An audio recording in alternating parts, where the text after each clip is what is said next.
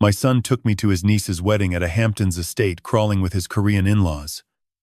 For 3 hours I sat there smiling like a senile old man while they laughed and talked around me in Korean. They had no idea I understood every single word. And when the father of the bride leaned toward my son and whispered what they planned to do with me after tonight, my hands went cold under the table. They thought I was nobody. A retired jazz musician from Nashville with hearing aids and a slow walk. They thought I would sit in my chair and nod and eat their food and sign whatever papers they put in front of me. They were wrong about all of it. But before we continue, I just want to say how grateful I am that you are here listening to this story. It truly means a lot.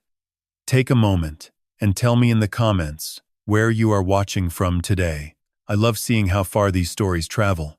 Also, some elements are fictionalized for storytelling and education, though the message remains meaningful and worth remembering. 8 months earlier, the house was drowning in silence. Not quiet. Silence. The kind that presses against your ears until you hear things that are not there. Yuna had been gone since January, and every room still held the shape of her absence. The piano bench carried the impression where she sat. Her reading glasses rested on the kitchen windowsill where she left them every morning. The magnolia tree she planted our first spring was blooming outside, and she would never see it again. 43 years of marriage, 43 years of waking to the smell of her doenjang jjigae on cold mornings, of hearing her practice Chopin while I tuned my trumpet in the next room. Our house sat on a hill above Percy Priest Lake east of Nashville. 6 bedrooms, a wraparound porch, and a music studio Yuna designed herself. She filled every corner with life. Korean celadon vases on the mantel. Concert programs from her years with the Nashville Symphony. My collection of vintage instruments gathered over decades. Guitars, saxophones, a 1950s Selmer trumpet worth more than most cars. The house, the studio, the instruments, the royalties, everything totaled just over $5 million. To me it was simply home. That is the part that haunts me most. 43 years, and I never learned Korean. Yuna spoke perfect English. She came to America in 1980 for graduate school at Vanderbilt and never left. Korean was reserved for phone calls to Seoul, gatherings with Korean friends, and private moments I was never part of. I once asked if she wanted to teach the boys. Marcus was 7. Danny was 3. They are American, she said. Let them be American. Something flickered in her eyes. Loss, maybe. I nodded, relieved. One language was simpler. What a fool I had been. The phone rang on a Tuesday in early February. I was watching the lake through the window. The water looked like hammered pewter under winter clouds. Dad. It is Marcus. His voice came through tight and practiced. The voice he used for clients. How are you holding up? I am fine. Listen. I have been thinking. That house is enormous for one person. Suyeon and I think maybe it is time to consider options. Downsizing. Somewhere closer to us with staff. To check on you. I do not need checking on. Dad. You are 70. Alone. The property taxes alone must be crushing. I can afford my taxes. Just think about it. We love you. We want what is best. After hanging up, I sat in the dark a long time. Marcus had not visited since the funeral. Had not called in 3 weeks. Now suddenly he worried about taxes and staff and downsizing. Something in his voice reminded me of a musician playing someone else's chart. The notes were right, but the feeling was borrowed. The next morning, I did something I had avoided for 8 months. I walked across the yard to Yuna's studio. The door was unlocked. She never locked it. The room smelled like her. Rosin and jasmine hand cream and faint cedar from instrument cases lining the walls. Dust floated in winter light. Her Steinway Grand sat center stage. Lid closed. Bench pushed in. Sheet music was stacked everywhere. I ran my fingers along the piano's edge. Cool, smooth lacquer. I had not touched this instrument since she died. But something caught my eye. On the music stand, a neat stack of manuscript paper, handwritten. Yuna's precise notation, each note drawn like calligraphy. The title was in Korean characters I could not read. Below the staff lines, between measures, she had written words. Not English. Korean. Graceful syllables flowing alongside musical notation. Notes and language woven together like two melodies in counterpoint. 12 compositions, each titled in Korean. Each filled with words I could not decipher. On the third page, in a passage marked pianissimo, I saw my name. James. Written in English among the Korean text like a small island in a foreign sea. Further down, Marcus. Another page. Danny. Our names surrounded by words I would never understand. My wife had written 12 songs filled with messages for me, and I could not read a single syllable. I held those pages against my chest. For the first time since the funeral, I did not feel grief. I felt something sharper. Shame. 43 years, and I never tried to enter her world. She crossed an ocean for me. Learned my language. Cooked my food. Raised our children in my culture.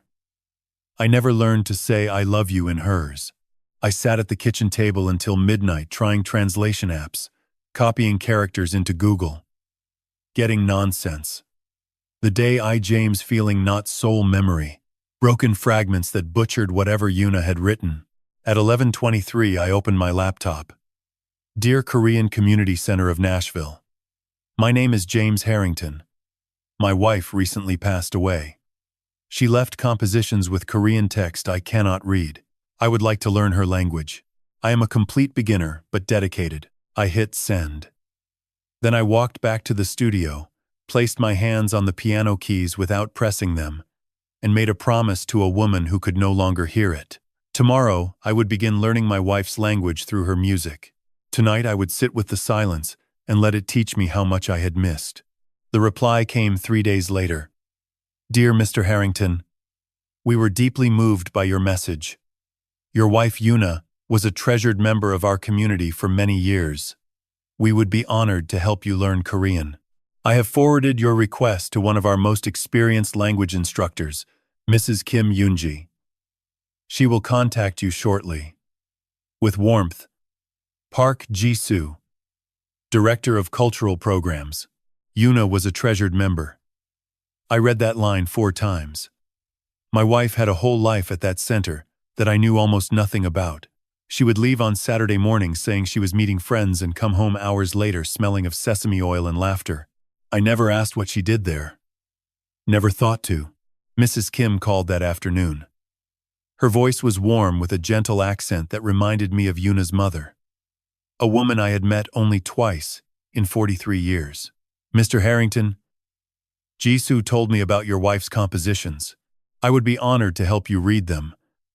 But I must be honest. Korean is a difficult language. The alphabet alone has 40 characters. Reading handwritten text is harder still. This could take many months. I have nothing but time, I said. And a reason most students do not have. She was quiet for a moment. Then she said something that nearly broke me. Yuna used to come here sometimes.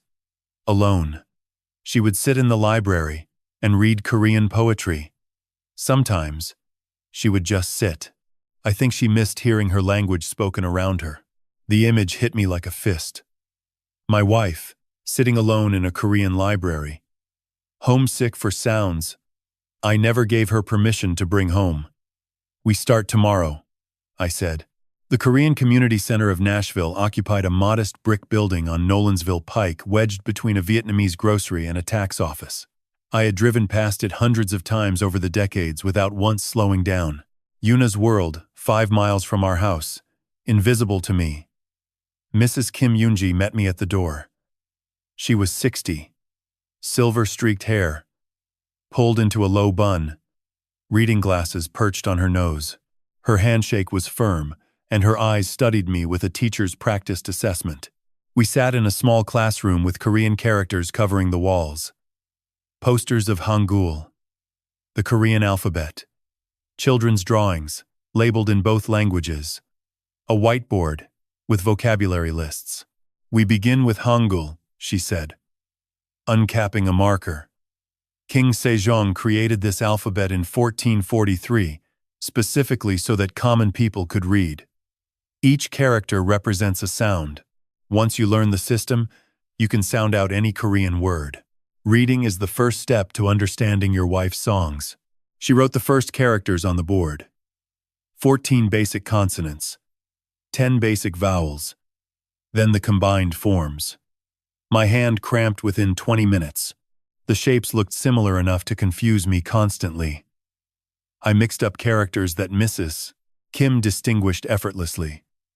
After 90 minutes, my notebook was filled with crooked attempts at letters a child could master. "Do not be discouraged," she said as I packed up. "Every student feels this way at first. You are learning a new way of seeing. 3 sessions per week." That was our schedule. Monday, Wednesday, Friday. 9 in the morning sharp. I practiced at home every night, filling notebooks with alphabet drills until my fingers ached. I taped Hangul charts to the bathroom mirror, the refrigerator, the music stand in the studio. I fell asleep listening to Korean language podcasts, letting the sounds wash through my dreams. February became March. The characters began separating themselves from chaos. I could recognize syllable blocks, sound out simple words. Mrs. Kim introduced basic vocabulary. Salang, love, jib, home, ioma, mother, appa, father, you make. Music.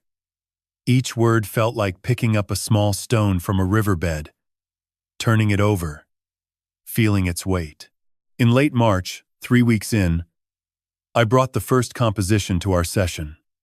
Mrs. Kim studied it carefully, her expression shifting from professional interest to something deeper. "This is beautiful," she said quietly.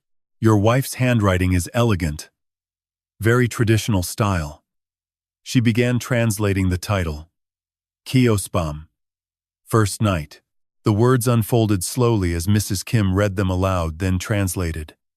It was about the night Yuna and I met. 1981. Printer's Alley. In downtown Nashville. She had wandered into a jazz club on a rainy Thursday, a graduate student who did not know anyone in the city. I was playing trumpet with a quartet. She sat in the back corner, nursing a single glass of wine. After the last set, I walked over and said the only thing that came to mind. "You stayed for all 4 sets. That is either love or stubbornness." She laughed and said, "In Korea, we call that same thing." Yuna had written the memory in Korean. Every detail I remembered and details I had forgotten. The color of the tablecloth. The song we played last. The way rain sounded on the tin roof of the alley. She had been carrying this memory in her own language for 43 years. I translated the second composition the following week. Gohyang, homeland. Yuna wrote about missing Seoul. The smell of street food in Myeongdong. Her mother's apartment near Bukchon. Halte. The sound of temple bells on Buddha's birthday. A whole landscape of longing I never knew she carried. Then came the third composition, and everything changed. Mrs. Kim read the opening lines and paused. She looked at me over her glasses. "Mr. Harrington, are you sure you want me to read this aloud?" "Yes, all of it." She took a breath and translated. "James never asks about my childhood in Seoul. I want to tell him about the persimmon tree in our courtyard, about my grandmother's singing, about the river where I learned to swim. But he does not ask, and I have stopped offering." The room went very quiet. Mrs. Kim set down the page gently. I stared at my hands. 43 years. She had been waiting for me to ask, and I never did. The fourth composition sat in my bag. I pulled it out that evening at home, alone in the studio, with only the Steinway for company. By now I could sound out basic Korean, slowly, clumsily. I traced the opening lines of number 4. The handwriting was different here. Tighter. The strokes pressed harder into the paper. I recognized enough words to understand the first sentence before I needed Mrs. Kim's help. "My family is changing, Marcus. Not a nostalgic love song. Not a homesick poem. A warning. I spent the next 2 months translating composition number 4 with Mrs. Kim. It was longer than the others. Denser. Yuna wrote about watching Marcus change after marrying into the Choi family. How his phone calls grew shorter. How he stopped visiting Nashville. How Soo-yeon's family treated him less like a son-in-law and more like an employee. They control his schedule, his finances, his friendships. She wrote, "My son is disappearing into their world." Compositions 5 and 6 continued the warning. Yuna described overhearing Marcus on the phone with Soo-yeon during his rare visits. Korean words through closed doors. Numbers. Dates. The phrase, "our father's house," repeated like a drumbeat. She described Chairman Choi Dong-hyun, Soo-yeon's father, as a man who smiled with his mouth but calculated with his eyes. In Composition 6, she wrote a line that stopped my breath. "They see our home as an asset. They see James as an obstacle. They will wait until I am gone and then they will come for everything." I set the page down and stared at Mrs. Kim's whiteboard covered in Hangul. My wife had seen this coming. While I held her hand through chemotherapy, while I believed our family was pulling together, Yuna had been watching. Preparing. "She did this to protect you," Mrs. Kim said quietly. "She loved you enough to write the truth in the only language she trusted." That evening I translated Composition 7 myself for the first time without help. It took 3 hours. My Korean was clumsy, but I understood enough. They will come for the house. They will say James is old. James drinks too much. James cannot think clearly. Do not believe them. Do not sign anything. The instruments alone are worth 2 million. The house another 3. They know the numbers better than you do. Protect yourself, my love. I will leave you tools, but you must be brave enough to use them. Tools. Not memories. Not letters. Tools. Yuna had the mind of an engineer. Every note in its place. Every measure serving the whole composition. She had not just written warnings. She had built something. I reached for Composition 8. It was different from all the others. No Korean text in the margins. Just music. Pure notation. Complex and rhythmic with a repeating pattern in the left hand that felt mechanical rather than musical. At the bottom of the first page, a single line of Korean. I translated it slowly. "Play this, James. Listen carefully. I had not played piano since Yuna died. The trumpet was my instrument. Piano was hers. But she was asking me to play. So I sat on her bench, lifted the Steinway's lid for the first time in 9 months, and placed the manuscript on the stand. The keys were cold. I played the first measure slowly. The melody was strange, dissonant. The left-hand pattern repeated every 4 bars. Mechanical, almost like a code. A code. The thought hit me so suddenly I stopped playing. Short notes. Long notes. Short. Short. Long. Patterns. I recognized not from music but from something I learned as a boy. My grandfather had been a radio operator in the Second World War. He taught me Morse code on rainy afternoons in Memphis when I was 10. I had forgotten it for 60 years until this moment. I grabbed a pencil. Short note equals dot. Long note equals dash. The left hand spelled letters. T-H-E. S-T-U-D-I-O.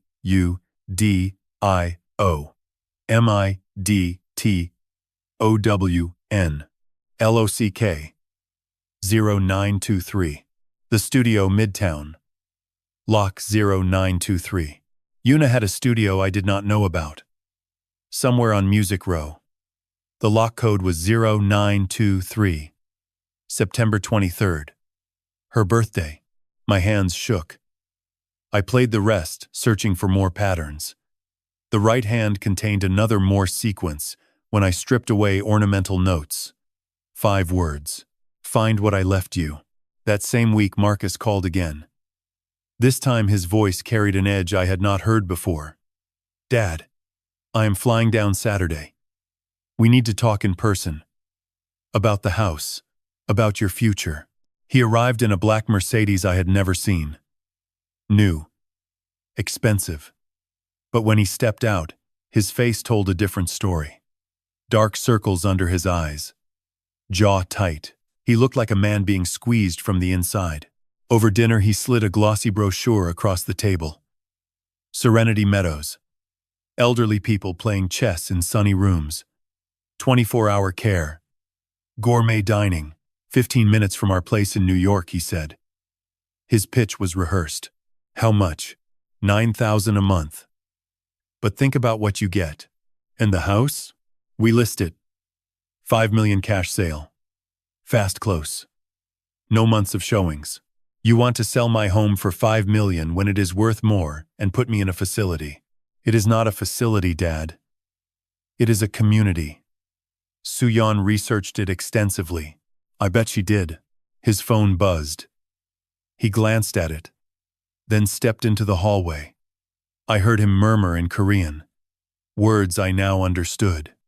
Yes. He said no. I know. Tell your father I am working on it. He needs more time. I know the deadline. Deadline. The word hung in my ears after he left that evening.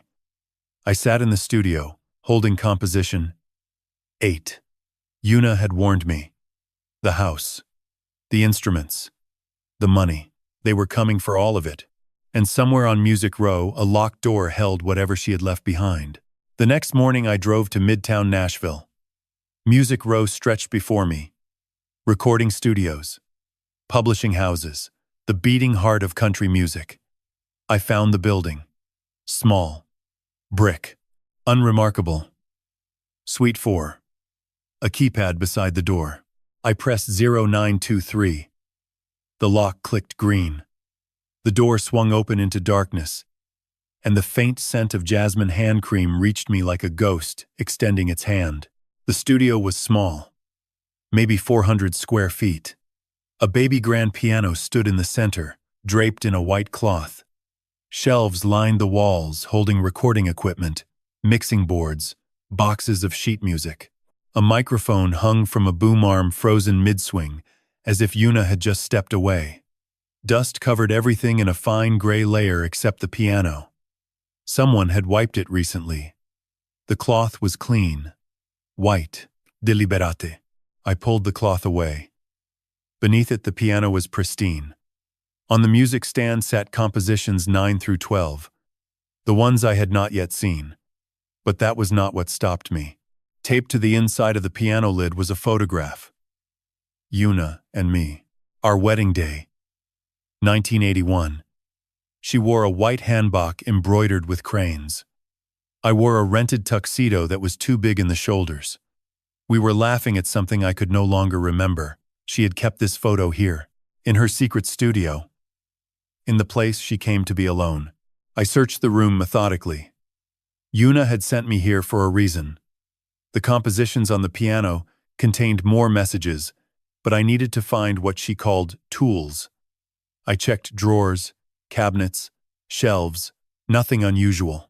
Then I noticed the acoustic panels on the far wall. Thick foam squares, designed to absorb sound. Standard for any studio.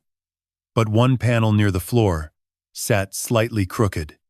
Its edges did not align with the others. I pulled it free. Behind it, cut into the drywall, was a recessed safe, small, maybe 12 inches square. A digital keypad glowed faintly blue. I tried. 0923. Red. Wrong. I tried our anniversary. Red. Then our wedding date. August 15th, 1981. 0815191. Green.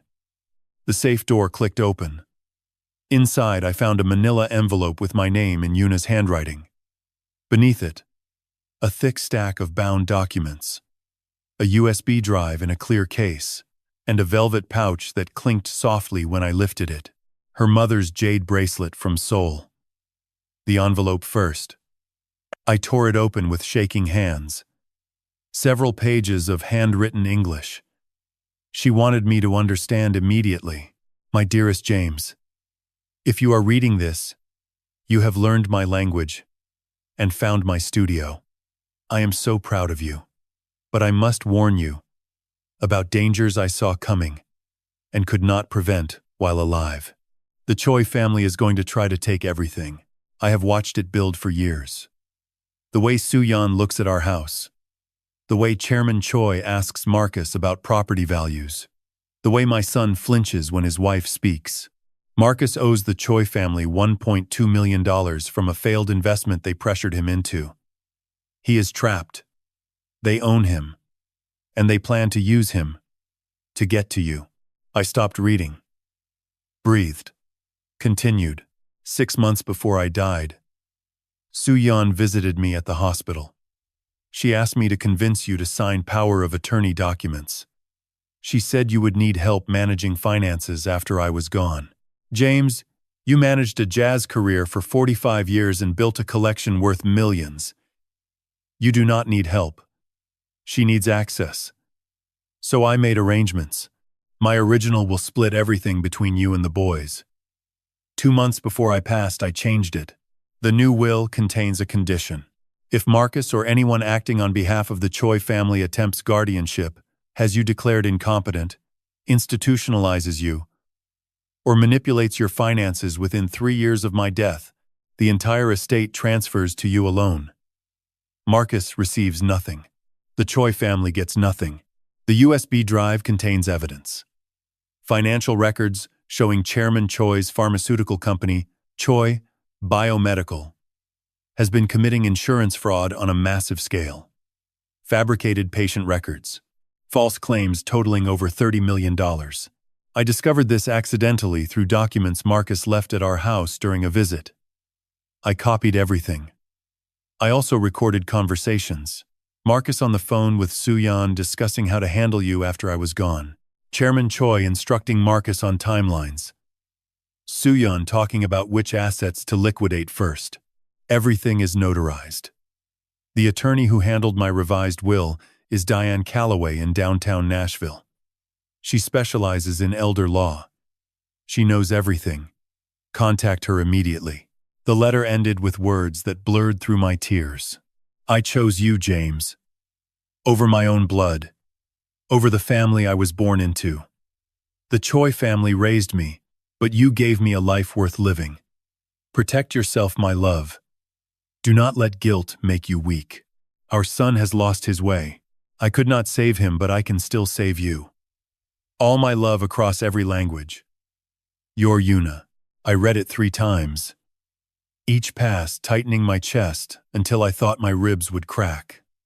The woman I believed was peacefully dying had been building an arsenal, recording conversations, copying financial records, changing her will, hiding evidence in a studio I never knew existed, all while cancer ate her from the inside. I plugged the USB into my laptop right there in the studio. Hundreds of files. Spreadsheets showing fabricated insurance claims. Audio recordings. Scanned documents with Chairman Choi's signature. Emails between Choi Biomedical executives discussing how to inflate patient numbers. The scope was staggering. This was not a family dispute about a house. This was federal fraud. I called Diane Calloway at 3 that afternoon. Her office was downtown Nashville, glass and steel. She was 48 with sharp eyes and calm authority. I brought everything. Letter, will, USB. She reviewed it all for 2 hours, making notes with an expression that grew grimmer by the minute. Your wife was extraordinary, she finally said. The will is ironclad. The conditional clauses are legally brilliant. And this USB. She tapped it against the desk. This is not just elder abuse evidence, Mr. Harrington. This is $30 million in federal insurance fraud. Wire fraud. Conspiracy. RICO. Potentially. What does that mean for me? It means we are not just protecting your house. She leaned forward. We need the FBI. Diane moved fast. Within 48 hours, she had contacted the FBI field office in Nashville and arranged a meeting with Special Agent Victor Reyes from the Financial Crimes Division. I sat in a conference room with fluorescent lights and government furniture, while Agent Reyes reviewed the USB files on a secured laptop. He was 44. Buzz cut. Unreadable expression. The kind of man who listened more than he spoke. After 2 hours, he looked up. "Mr. Harrington, your wife collected more evidence than some of my agents gather in a year. If these records are authentic, and preliminary analysis suggests they are, Choi Biomedical has been filing fraudulent insurance claims for at least 5 years. We are talking $30 million minimum. This is federal jurisdiction. Wire fraud. Healthcare fraud. Potentially RICO. What do you need from me? Time and silence. Do not confront your son. Do not mention the FBI. Do not change your routine. We will build the case quietly. When we move on. Everyone, at once." I drove home feeling the strange disorientation of living 2 lives simultaneously. The grieving widower puttering around his empty house, and the man building a case that could send his own son to prison. I needed help. Not legal, not federal. I needed someone I trusted with my life. Someone who would not flinch. I called Reggie Dawson. Reggie picked up on the second ring the way he always did. "Piano man. Been wondering when you would call. How are you holding up in that big, quiet house?" Reggie and I had been playing together since 1979. 45 years. He was the best saxophone player I ever heard, and the most loyal human being I ever knew. He stood 6'4" with hands like dinner plates and a laugh that could fill any room. After Yuna's funeral, he had called me every Sunday without fail. I had answered maybe half the time. "I need your help with something," I said. "Something unusual." He did not hesitate. "Name it." The next morning, Reggie arrived in his pickup truck. Bed loaded with equipment. Security cameras. Motion sensors. A monitoring system that fed to my phone. We spent the afternoon installing 8 cameras throughout the house. Study. Living room. Foyer. Kitchen. Hallways. Studio entrance. Tiny units hidden in smoke detectors and picture frames.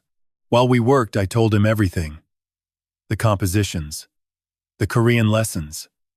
The studio on Music Row. Yuna's letter. The USB. The FBI. Reggie listened, without interrupting. When I finished, he was quiet for a long time. Then he said something that almost made me smile. "Yuna always was the smartest person in every room. Even now she is running circles around all of them." He paused. "What do you need me to do?" "Be my eyes when I cannot watch. And be ready. I do not know what is coming, but it is coming soon." He squeezed my shoulder. "I have been ready since '79, brother. Nobody takes my piano man." That week, Tommy Ortiz stopped by the house. He had been Yuna's audio engineer at her Midtown studio for 6 years. A quiet man in his mid-40s who understood sound the way surgeons understood anatomy.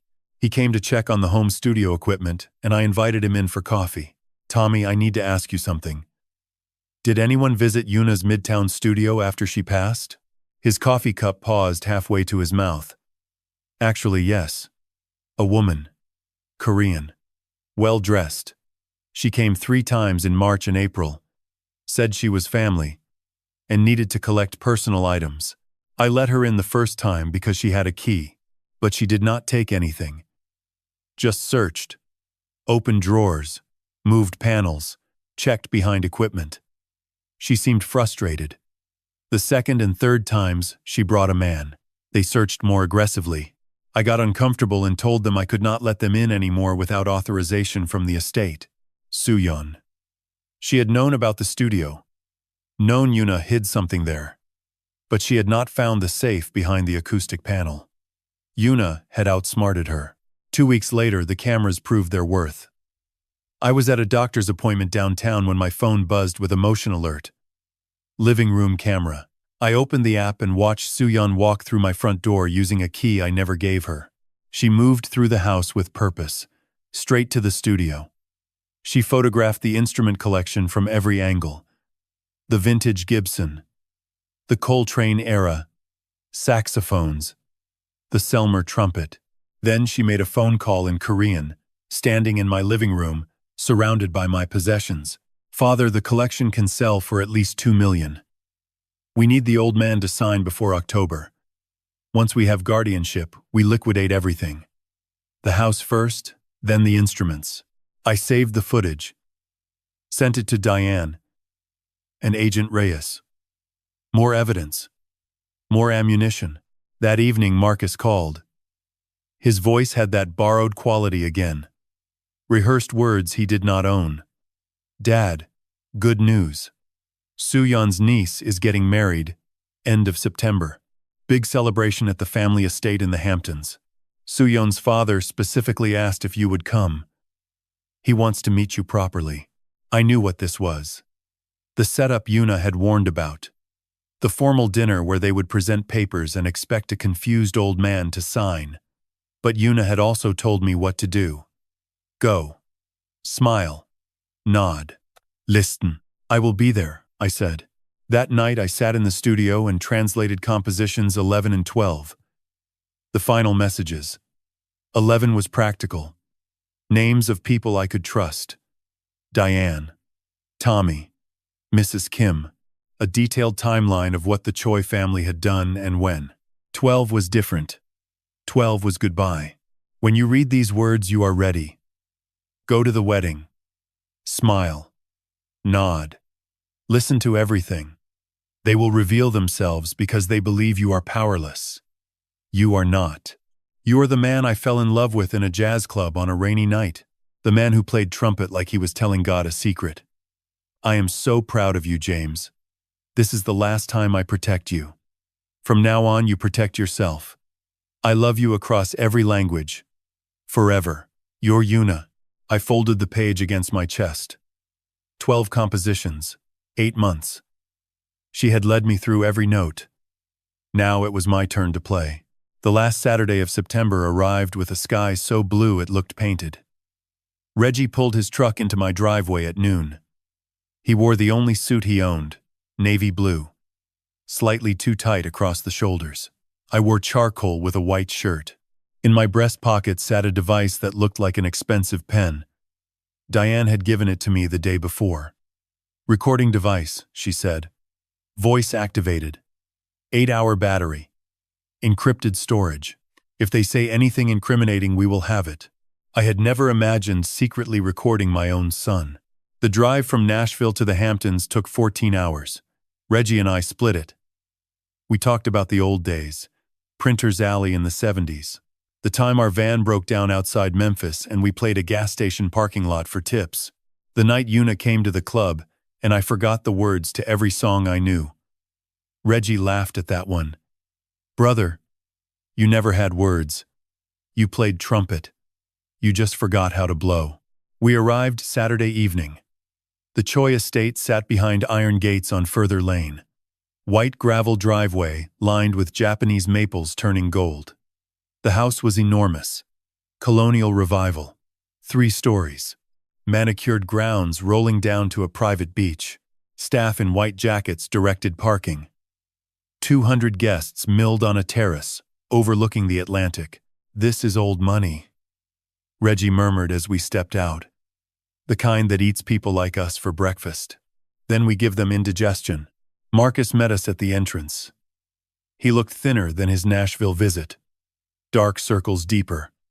His smile did not reach his eyes. Dad, glad you made it. And Reggie, I did not know you were coming. James needs a +1.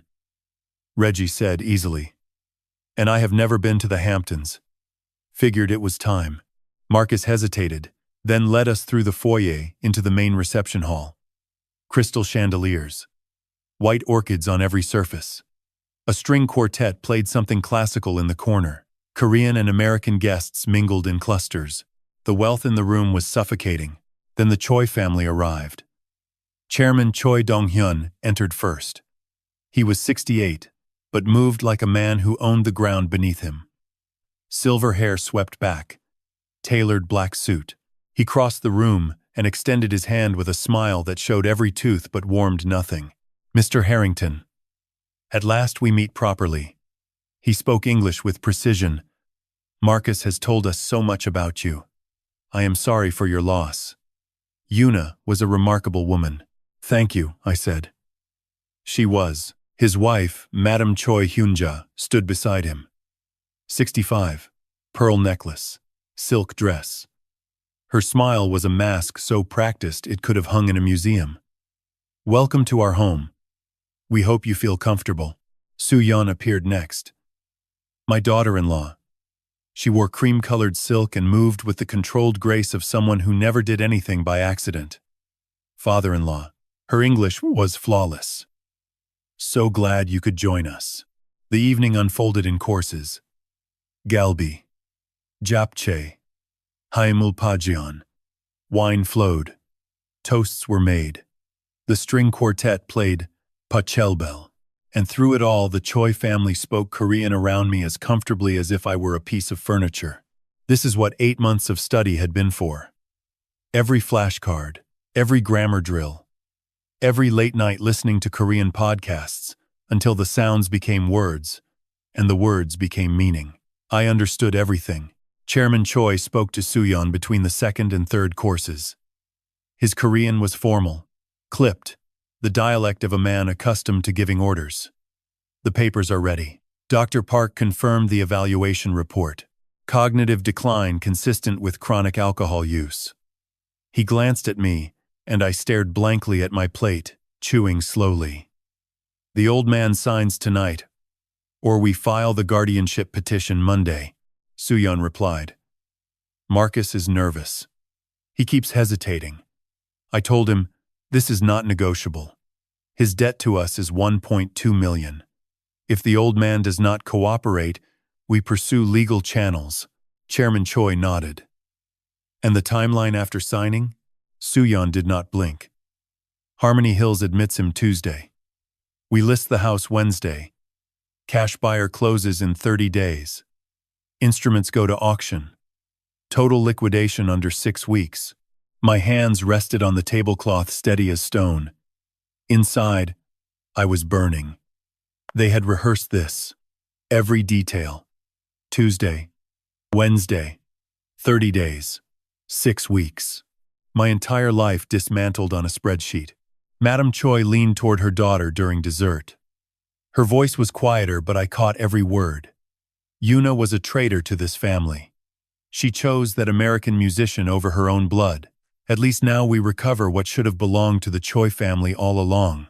I lifted my teacup and sipped. My face betrayed nothing. 43 years of playing jazz had taught me one thing above all else. Keep time. Stay in the pocket. No matter what happens around you, hold the rhythm. So I held it. Through every insult, every calculation, every whispered plan to erase me. After dessert, Marcus appeared at my elbow. His hand trembled slightly when he touched my shoulder. Dad, can we talk privately for a minute? Mr. Choi wants to discuss something important. Just a quick conversation. I stood. Reggie caught my eye from across the room. I gave him a slight nod. He set down his drink and moved closer to the hallway, positioning himself within earshot. Marcus led me down a long corridor. Oil paintings on the walls. Persian runners on hardwood floors. The sounds of the party faded behind us. At the far end, a door stood open. Warm lamplight spilled into the hall. Inside, Chairman Choi sat behind a mahogany desk. Reading glasses perched on his nose. A leather folder opened before him, containing documents I could see from the doorway. Power of attorney forms.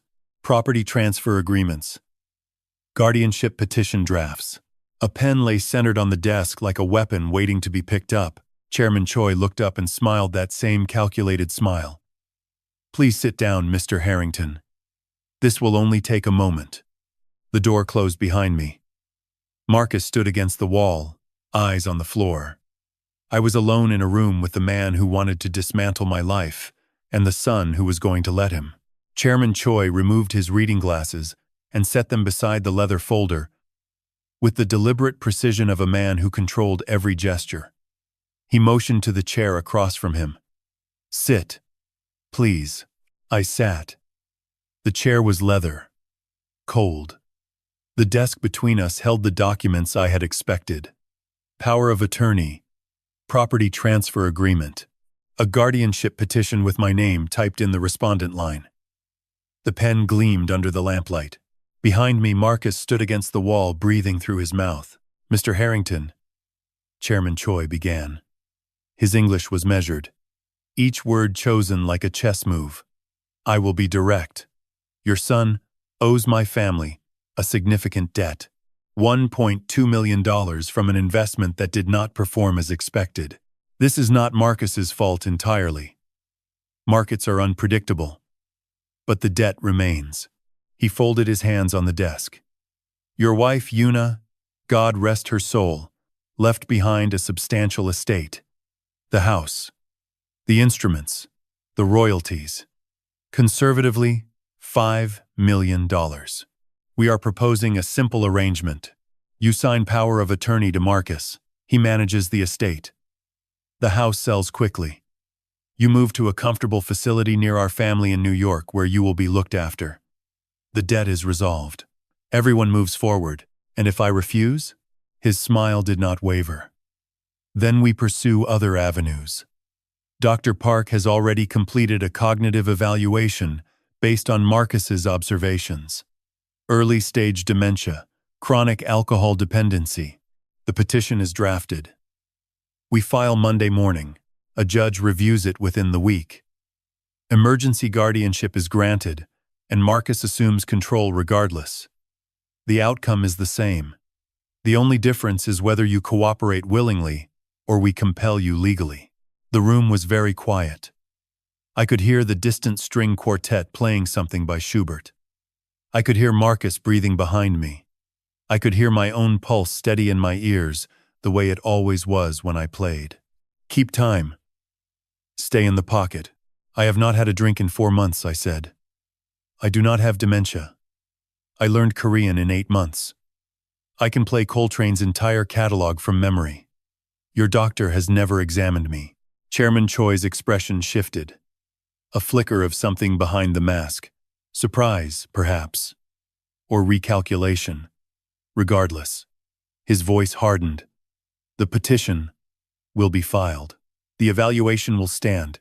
Your personal claims about your health are irrelevant without independent verification, which you will not have time to obtain before the hearing." Marcus stepped forward. His voice cracked. "Dad, please, just sign it. I know this looks bad, but if you do not cooperate, it gets worse for everyone. You do not understand what these people will do if the debt is not paid. These people." He was standing in their house calling them these people. My son was afraid of the family he had married into, and he wanted me to pay for his fear.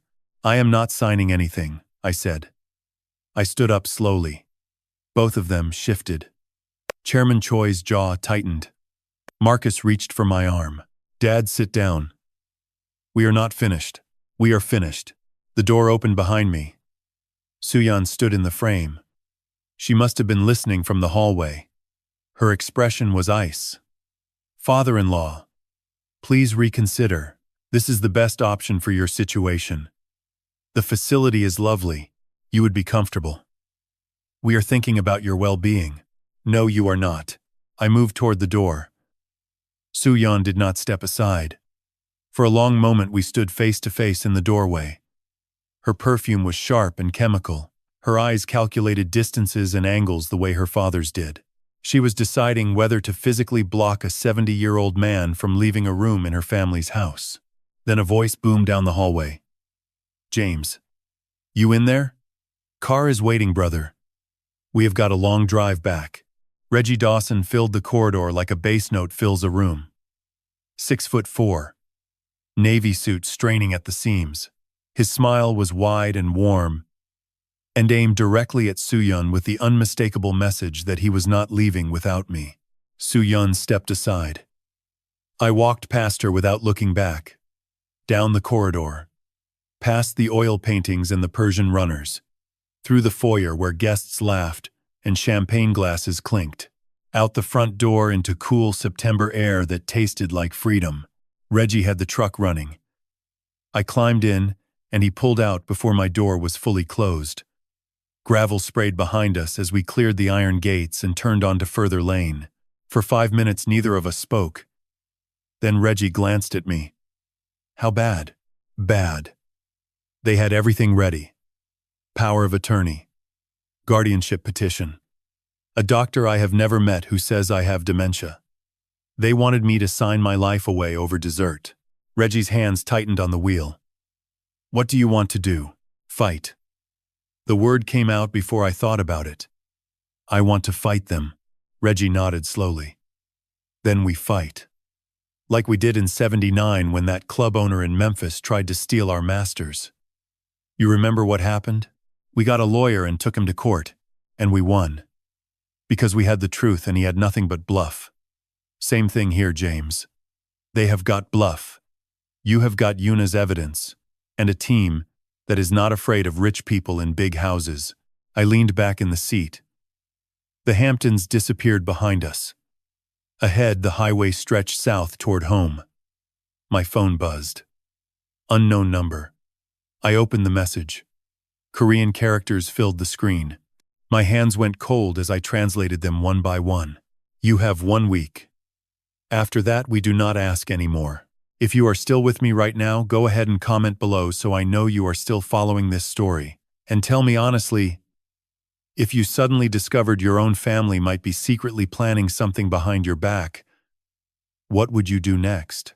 Would you confront them immediately or stay silent and wait for the right moment? And just a small note before we continue, some parts of the story ahead include dramatized or fictional elements for storytelling purposes. I showed Reggie the message. He read it at a red light.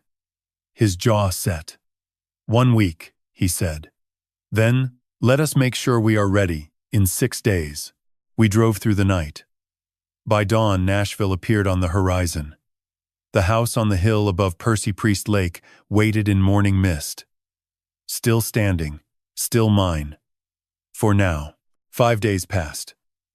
5 days of watching cameras, checking locks, sleeping with my phone on the nightstand, and Reggie's number on speed dial. Diane filed preliminary motions to challenge any guardianship petition. Agent Reyes reported the FBI investigation was progressing, but needed more time. Everyone told me to wait, be patient, stay calm, do not provoke them. On Thursday morning, Marcus called. His voice was different, lighter, almost cheerful. The performance of a man who had rehearsed his lines. Dad, hey. Listen, I know things have been tense between us. I want to fix that. Soo Yan found this incredible music therapist here in Nashville, Dr. Wilson. He works with retired musicians, helps with grief, isolation, all the stuff you have been dealing with. He is offering a free introductory session today. No strings attached. I thought maybe I could drive you over. Just an hour. It might help. Music therapy. They were using Yuna's world as bait. The irony was so precise, it almost felt like admiration. Every instinct told me to refuse. But Diane's words echoed from our last conversation. We need more evidence of their intent. Right now we have recordings and documents, but nothing showing them actively moving against you in real time. If they make a move and you can document it, the case becomes airtight. I needed them to show their hand. And they were offering me a front row seat. What time? I said. 2 o'clock. I will pick you up at 1:30. I called Diane immediately. She was cautious. This could be legitimate. It could also be a setup. Wear the recording pen. Text me the address when you arrive. If you do not check in by 4 o'clock, I am calling the police. I called Reggie next. He wanted to come along. I told him no. If Marcus sees you, he will abort whatever this is. Stay close to your phone. If something goes wrong, I will need you fast. I do not like this, James. Neither do I. But I need to know what they are planning.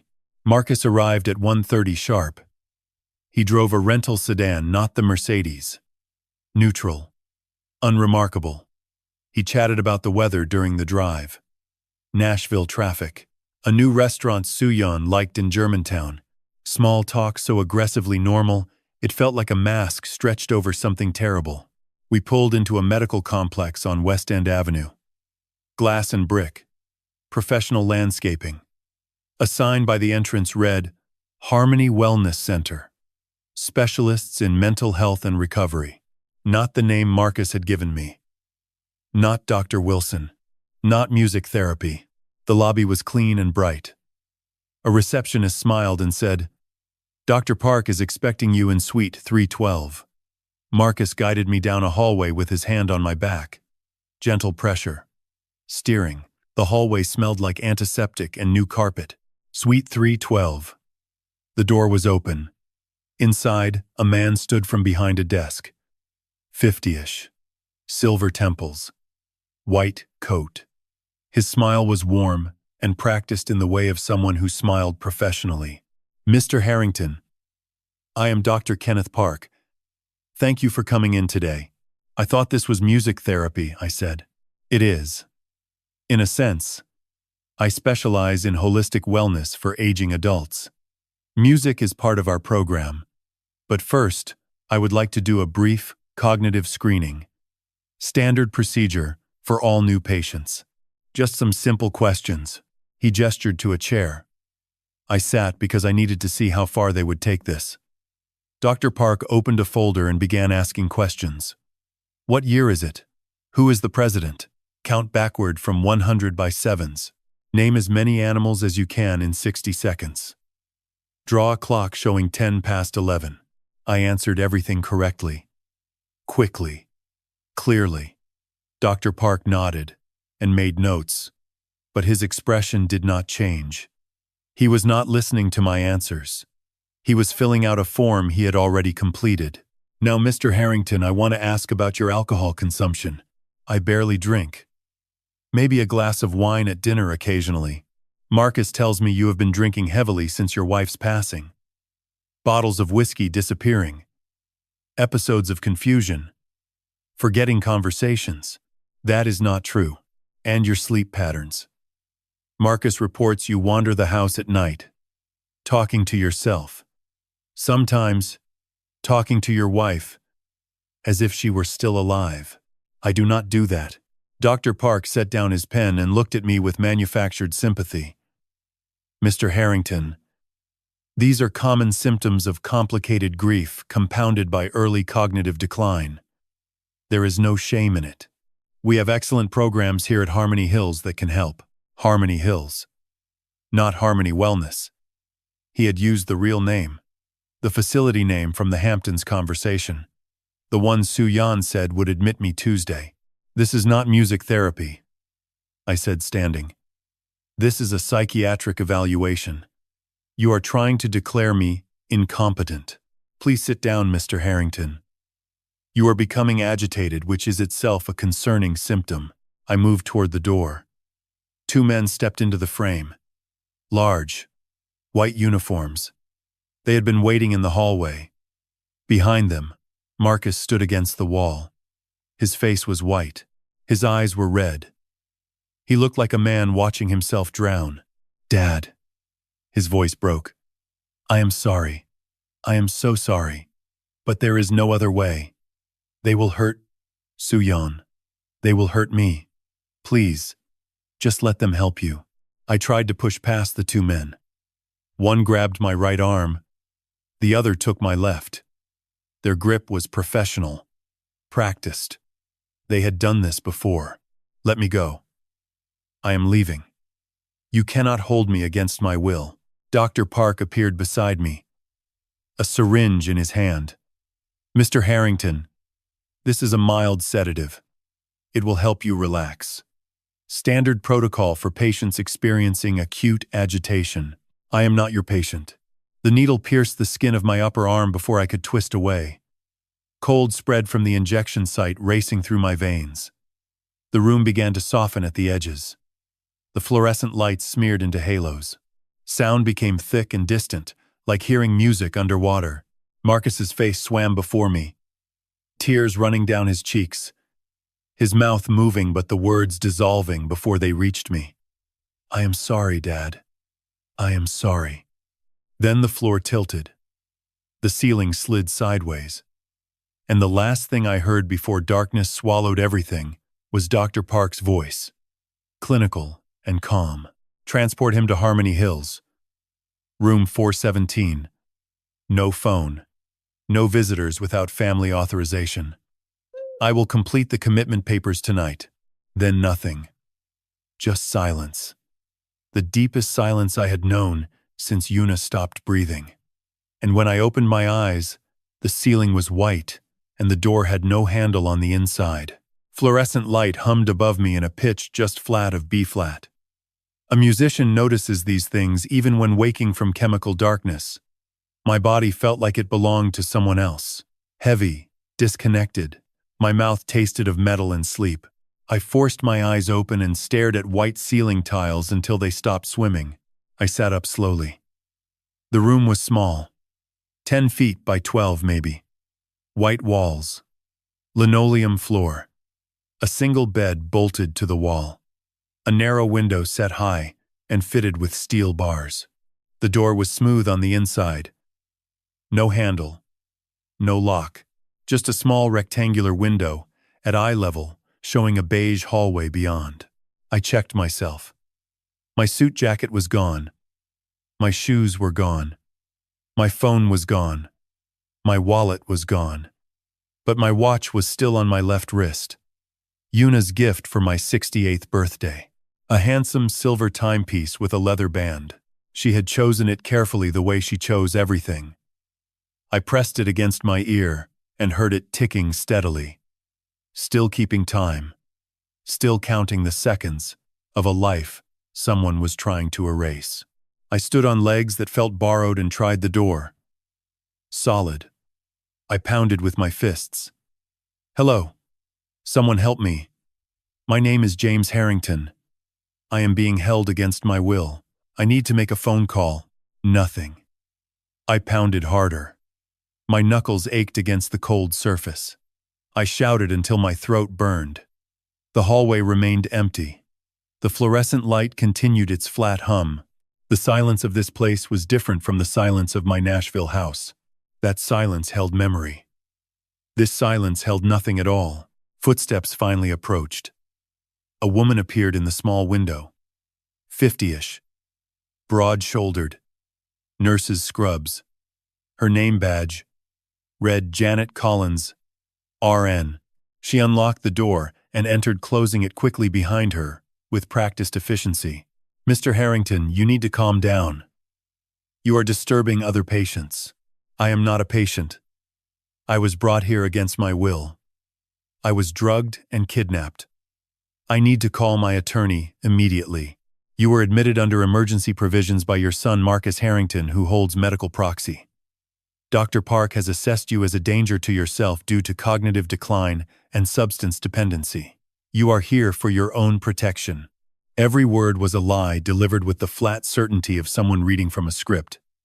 My son does not hold medical proxy. I never signed any such document. Dr. Park never examined me properly, and I do not have a substance problem. Janet pulled a syringe from her pocket. Dr. Park has prescribed medication for agitation. This will help you rest. I backed away. I refused treatment. You cannot medicate me without consent. That is assault. She stepped forward with the calm determination of someone who had overpowered frightened patients before. Under emergency commitment provisions, consent is not required. Doctor's orders. She grabbed my arm.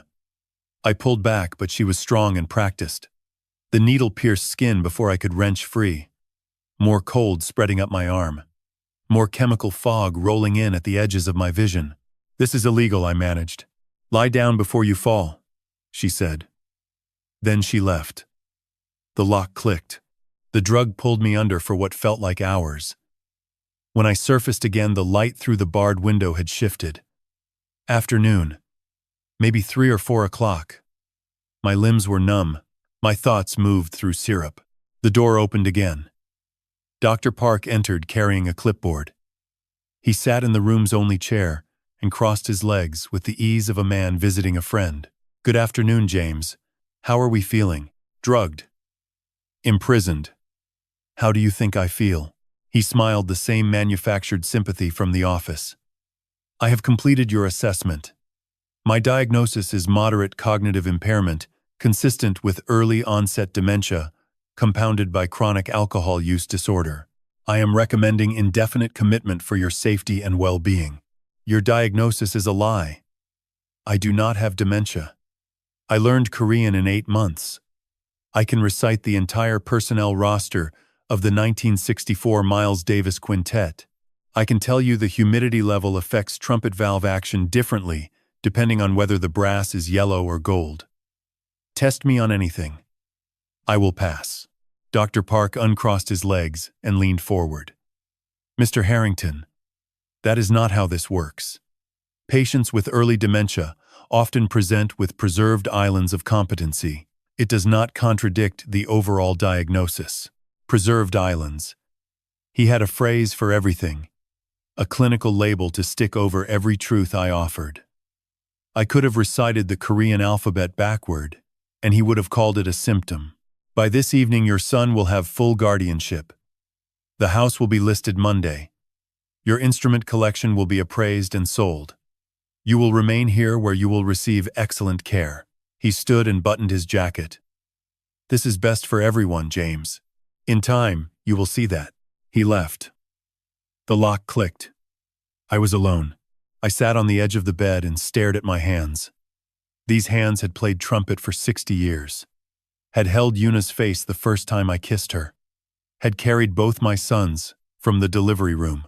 Now they trembled in a locked room while strangers decided what to do with everything I had built. For the first time since Yuna's funeral, I cried. Not the quiet leaking of tears I had managed at the cemetery. Real crying. The kind that comes from the bottom of your chest and sounds like an animal in pain. I cried for Yuna. For the language I learned too late. For the son who betrayed me with tears on his face. For the compositions that led me here. For the woman who tried to save me from beyond death and might not have succeeded. I whispered in Korean. The words came haltingly, but they came. Yuna, I am sorry. I tried. I do not know if I can get out of this. The room offered nothing. No answer. No music. No jasmine. Just fluorescent light and chemical fog, and the steady ticking of a watch she gave me that was still keeping time even when everything else had stopped. I do not know how long I sat there. Minutes. Maybe an hour. The light through the window was fading when I heard footsteps in the hallway. Different from Janet's.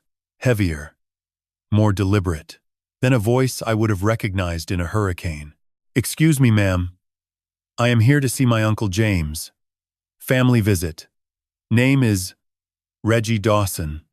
I brought his harmonica. Old man cannot sleep without playing a few bars before bed. You know how musicians are. The door opened. Reggie filled the frame the way a double bass fills a small stage. Too big for the space, but exactly right for the moment. He wore a flannel shirt and jeans and carried a chrome harmonica in his right hand. His smile was wide and easy, but his eyes swept the room in a single pass, cataloging everything. The bed. The window. The bars. The lock. Me. Behind him, Janet Collins stood with her arms crossed. 15 minutes, she said. Supervised visit. Family only. Reggie turned and gave her the warmest smile I had ever seen him produce. Yes, ma'am. I appreciate you letting me in. Uncle James gets real anxious without his music. Just a quick visit. I will be out before you know it. He stepped inside and Janet positioned herself by the door, watching. Reggie sat on the edge of the bed beside me and squeezed my shoulder. The pressure said everything. His mouth could not. Uncle James. He kept the performance going. Voice loud enough for Janet. You look terrible. Have you been eating? Your sister is worried sick. She wanted to come, but her knee is acting up again. Sent you this, though. He held up the harmonica. Chrome. Hohner Marine Band. The same model I had played since I was 10 years old. My grandfather gave me my first one in Memphis. Reggie knew that. He knew everything about me. Janet stepped forward. I need to check that. Of course. Reggie handed it over without hesitation. She turned it over, examined the casing, shook it. Nothing rattled. She looked through the air holes. Standard harmonica. She handed it back. No sharp objects, she said. He can keep it. Reggie placed it in my hands. His fingers pressed mine around the metal casing with deliberate pressure. A signal. Something inside. Not visible to Janet standing 5 feet away, but unmistakable to a man who had traded silent signals on stage for 45 years. Reggie talked for the next 12 minutes. Stories from the old days. The time we played a festival in Austin, and the stage collapsed during our second set. The night a drunk cowboy tried to fight our drummer, and Reggie picked him up and carried him outside like a child. He talked about the weather in Nashville, about his dog, about a new barbecue place on Charlotte Pike. Normal conversation. Comfortable. The kind of talk that made Janet relax and check her phone twice. Through it all, Reggie's eyes held mine. Steady. Calm. Saying what his words could not. We know where you are. Help is coming. Hold on. Time is up, Janet said. Reggie stood and hugged me. In my ear, he whispered 3 words so quietly they were barely breath. Tomorrow morning. Ready. Then he was gone. The door locked. Janet's footsteps faded down the hallway. I sat on the bed holding the harmonica and waited. 5 minutes. 10. Until the hallway was silent and the only sound was the fluorescent hum and the ticking of Yuna's watch. I turned the harmonica over carefully. The back plate was held by 6 small screws. Standard. But one screw was slightly different. Shorter. Looser. I twisted it with my fingernails and the back plate shifted. Inside the reed chamber tucked between the brass reed plates was a small plastic bag. I slid it out with trembling fingers. A micro SD card wrapped in cling film, and a tiny folded piece of paper. I unfolded it. Reggie's handwriting. Block letters pressed hard into the paper. Tommy tracked your watch. GPS. You are at Harmony Hills, Cedar Lane. Diane filed emergency habeas corpus 2 hours ago. FBI Agent Reyes is coordinating. Judge reviewing now. Connect to Wi-Fi network guest. No password. Use browser to message Diane at this number. Send exact room number. Hold on, brother. We are coming. The watch. Yuna's watch. She had given it to me 2 years ago. A birthday gift I thought was simply thoughtful. But Yuna never did anything simply. The watch had GPS health monitoring built in, a tracking feature designed for elderly users. I had never activated it. I had never needed to. But Yuna had activated it. Set it up. Made sure the tracking fed to a cloud account Tommy could access. She had been planning for this. Even the watch was a tool. My hands shook as I powered on the micro SD card reader built into the tiny device Reggie had hidden alongside it. A thumbnail-sized screen glowed. I navigated to settings. Wi-Fi networks appeared. guest. Unsecured. I connected and opened the browser. I typed Diane's number into a web messaging service. My fingers were clumsy on the tiny screen. The drugs were still in my system, making everything slow and imprecise. Diane. It is James. Harmony Hills. Room 417. Cedar Lane, Nashville. Drugged twice. Dr. Kenneth Park forging incompetency papers. Guardianship hearing, scheduled today, or tomorrow. Please hurry. I hit send. The message showed delivered. Then I waited, staring at the tiny screen. 30 seconds. A minute.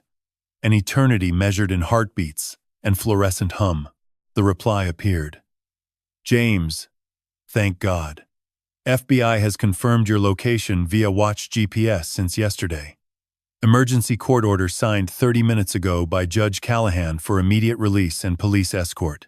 Arrest warrants issued for Dr. Park and facility staff. We are coming tomorrow morning, 8 a.m. Stay safe. Do not confront anyone. You are not alone. I read it 3 times. Then I deleted the messages, cleared the browser, powered down the device, and sealed everything back inside the harmonica. I screwed the back plate into place and held the instrument against my chest. Tomorrow morning, 8 a.m., 12 hours. I raised the harmonica to my lips and played. Softly, just breath and metal and memory. My Funny Valentine. The first song I ever played for Yuna, that rainy night at Printer's Alley when she sat in the back corner and stayed for 4 sets. I played it now in a locked room with bars on the window and drugs in my blood and the taste of metal still on my tongue. The notes floated through the small rectangular window in the door and drifted down the empty hallway. Somewhere a patient stirred. Somewhere Janet Collins looked up from her phone. But no one came to stop me. Music was not a weapon they recognized. I played until the light through the barred window disappeared completely. Then I lay down with the harmonica on my chest and Yuna's watch ticking on my wrist, and I closed my eyes. Not to sleep. To wait. 12 hours. I could survive 12 hours. I had survived 43 years without knowing my wife's language. 12 hours in a locked room was nothing compared to that. I did not sleep. I lay in the dark and listened to Yuna's watch tick against the silence, and counted the seconds the way a drummer counts rests. Every minute closer to morning, every hour closer to the door opening for the last time. At some point before dawn, footsteps passed my door. Janet's shoes. A clipboard scratching. She checked the window and moved on without entering. Routine bed check. I kept my eyes closed and my breathing even and the harmonica hidden beneath my pillow. At 6:15, pale light crept through the barred window. I sat up, washed my face in the small sink with cold water that tasted of rust, smoothed my wrinkled shirt, ran my fingers through my hair. If I was going to walk out of this place, I wanted to do it standing straight. At 7:12, I heard the first vehicle. Distant. Coming fast. Not the cautious approach of a delivery van or a staff car. Something heavier. More deliberate. Then a second vehicle. A third. Engines cutting through the quiet morning, like brass cutting through a ballad. At 7:47, the front entrance erupted. I pressed my face against the small window in my door and watched the hallway transform. Doors opened. Staff appeared in various states of confusion. Running footsteps. Raised voices. Then a sound I had been waiting 12 hours to hear. FBI. Federal warrant. Open all secured doors immediately. This facility is under federal jurisdiction. All staff, step away from patients and place your hands where we can see them. The voice was calm and absolute. The voice of a man who had done this before and would do it again. Victor Reyes. Chaos filled the hallway. Staff members pressed against walls with their hands raised. A man in a dark jacket with FBI in yellow letters moved past my window. Then another. Then a woman in tactical gear checking rooms one by one. The lock on my door clicked. The door swung open. Victor Reyes stood in the frame. 44. Buzz cut. The same unreadable expression from our first meeting in Diane's conference room months ago. But something in his eyes was different now. Not professional detachment. Satisfaction. Mr. Harrington. You are safe. Let us get you out of here. I stood. My legs were unsteady from 2 days of sedatives and confinement, but they held. I picked up the harmonica from the pillow and put it in my pocket. Yuna's watch was still ticking on my wrist. I walked out of room 417 without looking back. The hallway was controlled pandemonium. FBI agents moved through Harmony Hills with systematic efficiency. Doors opened. Patients blinked in confusion. Staff were separated and questioned. At the nurse's station, Janet Collins stood with her wrists behind her back, while an agent read her rights. Her face was blank. The script she had been following had reached a page she had not been given. Further down the corridor, 2 agents escorted Dr. Kenneth Park toward the exit. His white coat was gone. His silver temples looked less distinguished in handcuffs. He saw me and opened his mouth, then closed it. There was nothing left to say. His diagnosis had expired. Victor walked beside me through double doors into the main lobby. More agents, more staff being processed. The facility administrator was on the phone shouting about lawyers and liability. Victor spoke as we walked. Simultaneous operations this morning. At 6 a.m. Eastern Time, FBI teams executed search warrants at Choi Biomedical Headquarters in Manhattan. Chairman Choi Dong-hyun and 3 senior executives were arrested at the corporate offices. Madam Choi Hyunja was arrested at the Hamptons residence. Soo-yeon Choi Harrington was arrested at her apartment in New York. Assets frozen. Accounts seized.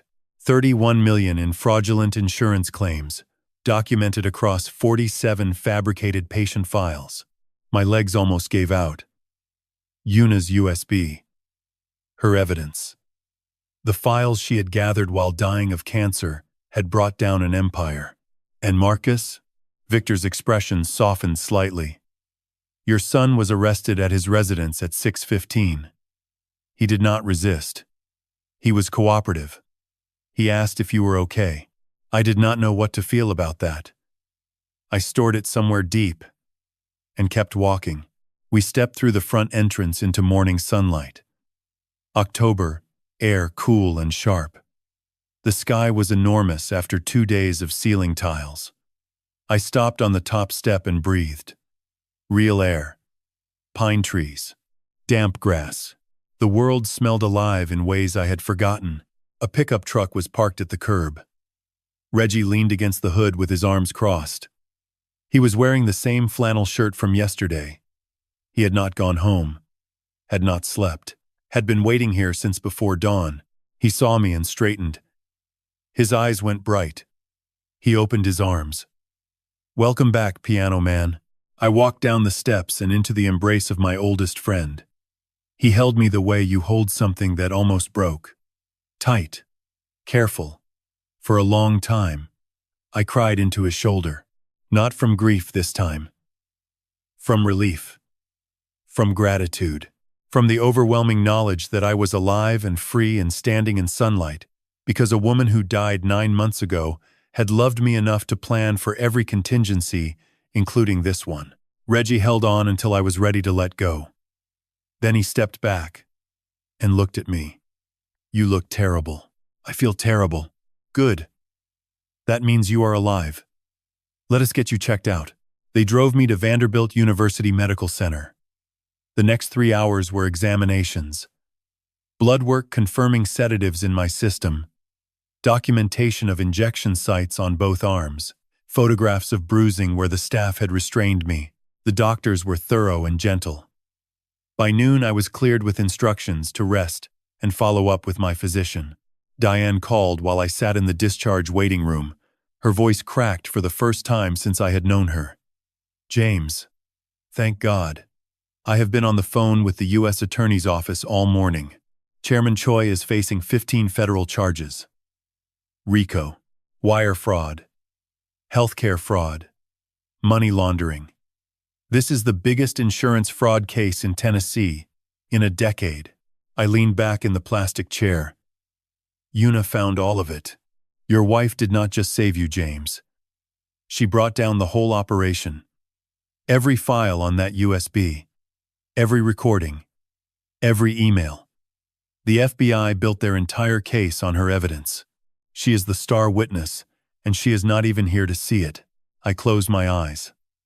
Somewhere across whatever distance separates the living from the dead, I hoped Yuna could hear those words. Star witness.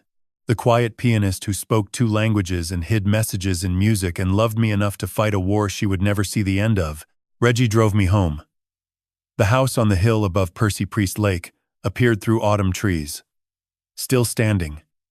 Still mine. This time, for certain. The federal courthouse in Nashville stands on Broadway like a cathedral made of limestone and consequence. I had driven past it 1,000 times on the way to gigs on Lower Broad. Without ever imagining I would walk through its doors as the key witness in a $31 million fraud case. November had turned the maples along the street to copper and gold. The morning was cold and sharp and tasted like the kind of day that changes everything. Diane walked beside me up the granite steps. She wore a dark suit and carried a briefcase that held copies of every piece of evidence Una had gathered. Behind us, Reggie adjusted a tie he clearly despised. Mrs. Kim clutched a folder of lesson records documenting my 8 months of Korean study.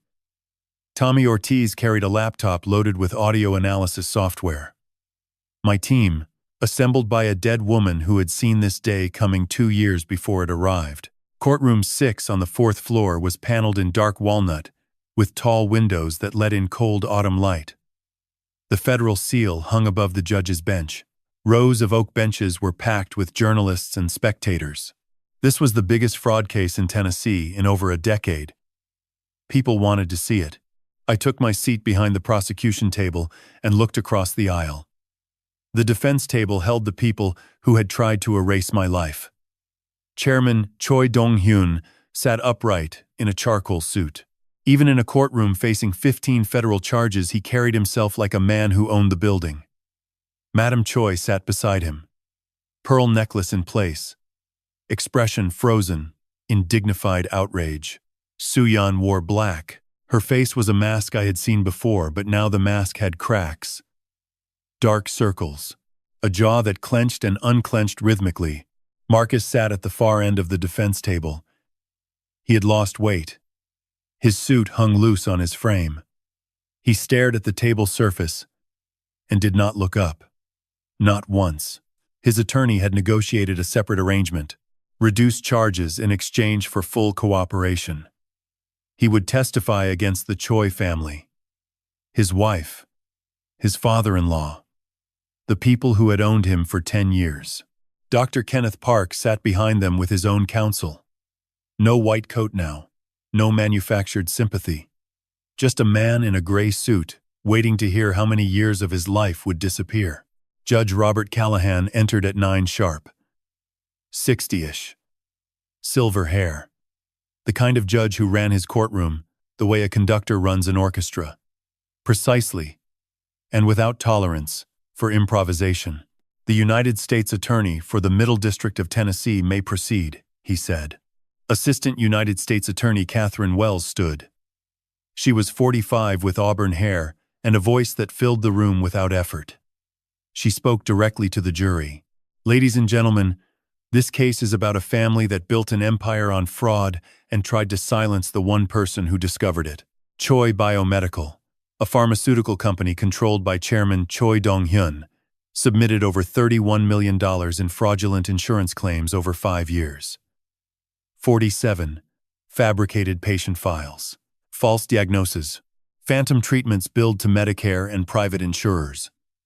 When Una Park Harrington, Chairman Choi's own niece by marriage, discovered the fraud, the Choi family did not stop. They waited for her to die of cancer. Then they came for her husband. She paused and gestured toward me. James Harrington, 70 years old, retired jazz musician, widower. The defendants conspired to have him declared mentally incompetent through a fraudulent psychiatric evaluation. They kidnapped him from a medical office. They imprisoned him in a facility where he was drugged against his will. Their goal was simple: seize his $5 million estate to cover debts and silence the evidence his wife had hidden. The prosecution called Agent Victor Reyes first. He walked the jury through the financial evidence methodically. Spreadsheets projected on a courtroom screen showing fabricated patient records, wire transfers from insurance companies to Choi Biomedical accounts, shell companies in Delaware and the Caymans. The money trail was damning, and Victor presented it with the flat precision of a man who trusted numbers more than words. Tommy Ortiz took the stand next. He explained how Una had hidden evidence inside her musical compositions. His laptop displayed waveform analyses showing the subsonic frequency layer she had embedded in composition 10. The courtroom watched as he played the audio, first at normal speed, then accelerated. Una's whispered voice filled the room speaking Korean. Mrs. Kim stood from the gallery and translated in real time. They are fabricating patient records, I have copied the files. James, please be careful.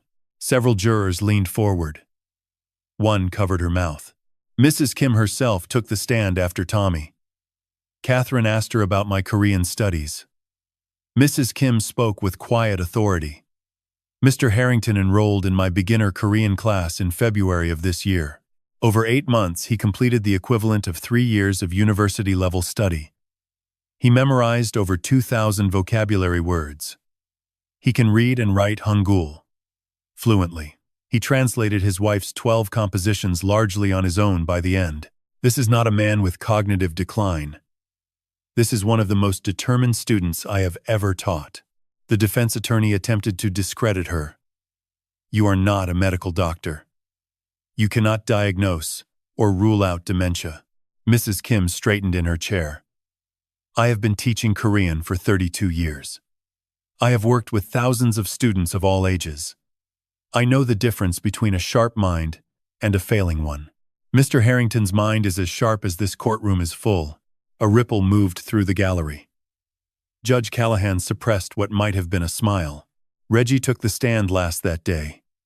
He described the Hamptons' wedding, the confrontation in Chairman Choi's study, the night drive back to Nashville, the harmonica he smuggled into Harmony Hills. His voice was steady and warm and carried the natural authority of a man who had spent his life commanding rooms with a saxophone. They treated him like furniture, Reggie said. Talked about him in Korean right in front of his face, like he was not even there. Planned to lock him up and sell everything he owned. And the whole time James sat there understanding every word, because his wife taught him. From the grave she taught him. The courtroom was very quiet. Catherine Wells stood. The prosecution calls its final witness. Mr. James Harrington. I rose from my seat. My knees protested. Reggie caught my eye from the gallery and nodded once. I walked to the witness stand carrying 12 sheets of manuscript paper that smelled faintly of jasmine and rosin. Yuna's compositions. Every note, every word, every hidden message that had led me from silence to this moment. The witness stand was smaller than I expected. A wooden box with a microphone and a glass of water, and the weight of every eye in the room pressing down on me. I set the 12 compositions on the ledge beside the microphone and placed my hands flat on the railing to stop them from shaking. Catherine Wells approached. Mr. Harrington, please tell the jury in your own words what happened after your wife passed away in January of this year. I started at the beginning. The silent house. The studio I could not enter for 8 months. The 12 compositions on the music stand with Korean text I could not read. I told them about sitting at the kitchen table at midnight trying translation apps that turned Yuna's poetry into broken nonsense. About the shame of realizing I had never learned my wife's language in 43 years of marriage. I told them about Mrs. Kim. About Hangul characters that swam before my eyes. About practicing until my hands cramped and falling asleep to Korean podcasts. About the first sentence I translated from Composition 3. James never asks about my childhood in Seoul. I had to stop for a moment after that one. The courtroom waited. I told them about the warnings hidden in Compositions 4 through 7. About the Morse code embedded in Composition 8. About driving to Music Row and opening a door with the code 0923. About the safe behind the acoustic panel and the letter my wife had written in English because she wanted me to understand immediately. I told them about Diane and the FBI, about Reggie and the cameras, about watching Soo-yeon walk through my house on a security feed, photographing my instruments and calling her father to discuss how much they would sell for, about the Hamptons' wedding where I sat at a table surrounded by people who spoke about destroying my life in a language they were certain I did not understand. I told them about the confrontation in Chairman Choi's study, about the documents they wanted me to sign, about the text message in Korean that gave me 1 week. I told them about the fake music therapy appointment, about Dr. Park's predetermined diagnosis, about my son standing in the doorway crying while 2 strangers held me down and pushed a needle into my arm, about waking up in a locked room with no handle on the door, about being drugged again by a nurse who told me consent was not required, About Dr. Park promising that by afternoon, my life would belong to someone else. I told them about Reggie's harmonica, about the micro SD card hidden inside, about connecting to an unsecured Wi-Fi network and sending a message that brought the FBI to my door at 7:47 the next morning. Then Catherine handed me Composition 12, the final piece. Can you read this for the jury, Mr. Harrington? First in Korean, then in English. I opened the manuscript. Yuna's handwriting. The graceful curves I had spent 8 months learning to decipher.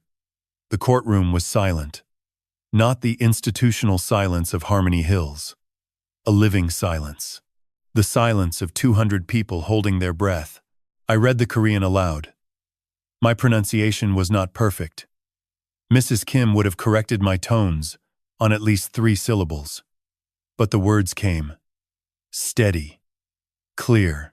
In the language my wife had carried across an ocean and kept alive in secret for 43 years. Then I translated. When you read these words, you are ready. Go to the wedding. Smile. Nod. Listen to everything. They will reveal themselves because they believe you are powerless.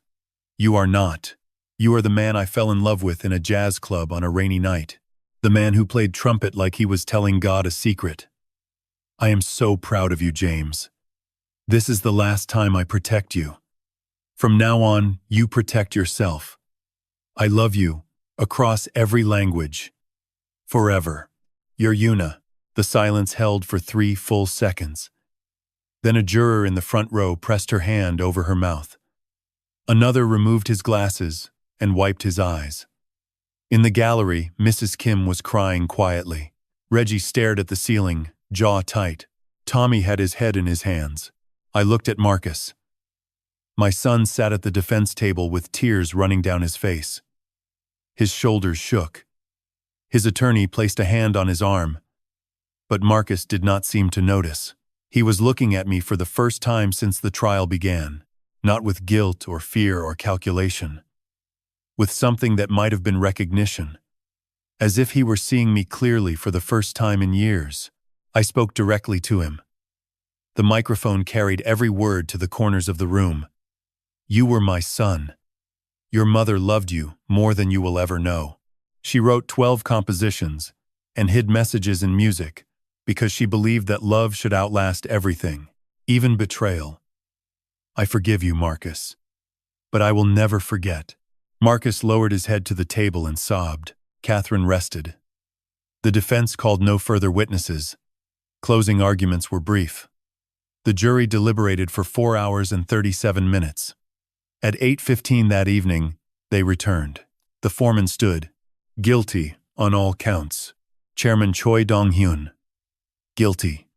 15 counts including RICO, conspiracy, wire fraud, healthcare fraud, money laundering, kidnapping, and elder abuse. Sentenced to 15 years in federal prison. $300 million in assets seized. Soo-yeon Choi Harrington. Guilty.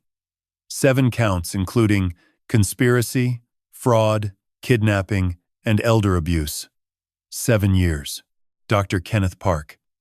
Guilty. 9 counts including fraud, falsifying medical records, unlawful imprisonment, and assault. 10 years. Medical license permanently revoked. Marcus Harrington. Guilty. On reduced charges per cooperation agreement. 2 years. Federal prison.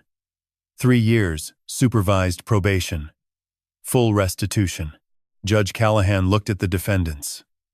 Elder abuse is a betrayal of the most sacred trust a family can hold. You did not merely steal from this man. You attempted to erase him, to render him invisible, to turn a competent, intelligent, loving human being into a line item on a spreadsheet. This court will not tolerate it. The gavel fell.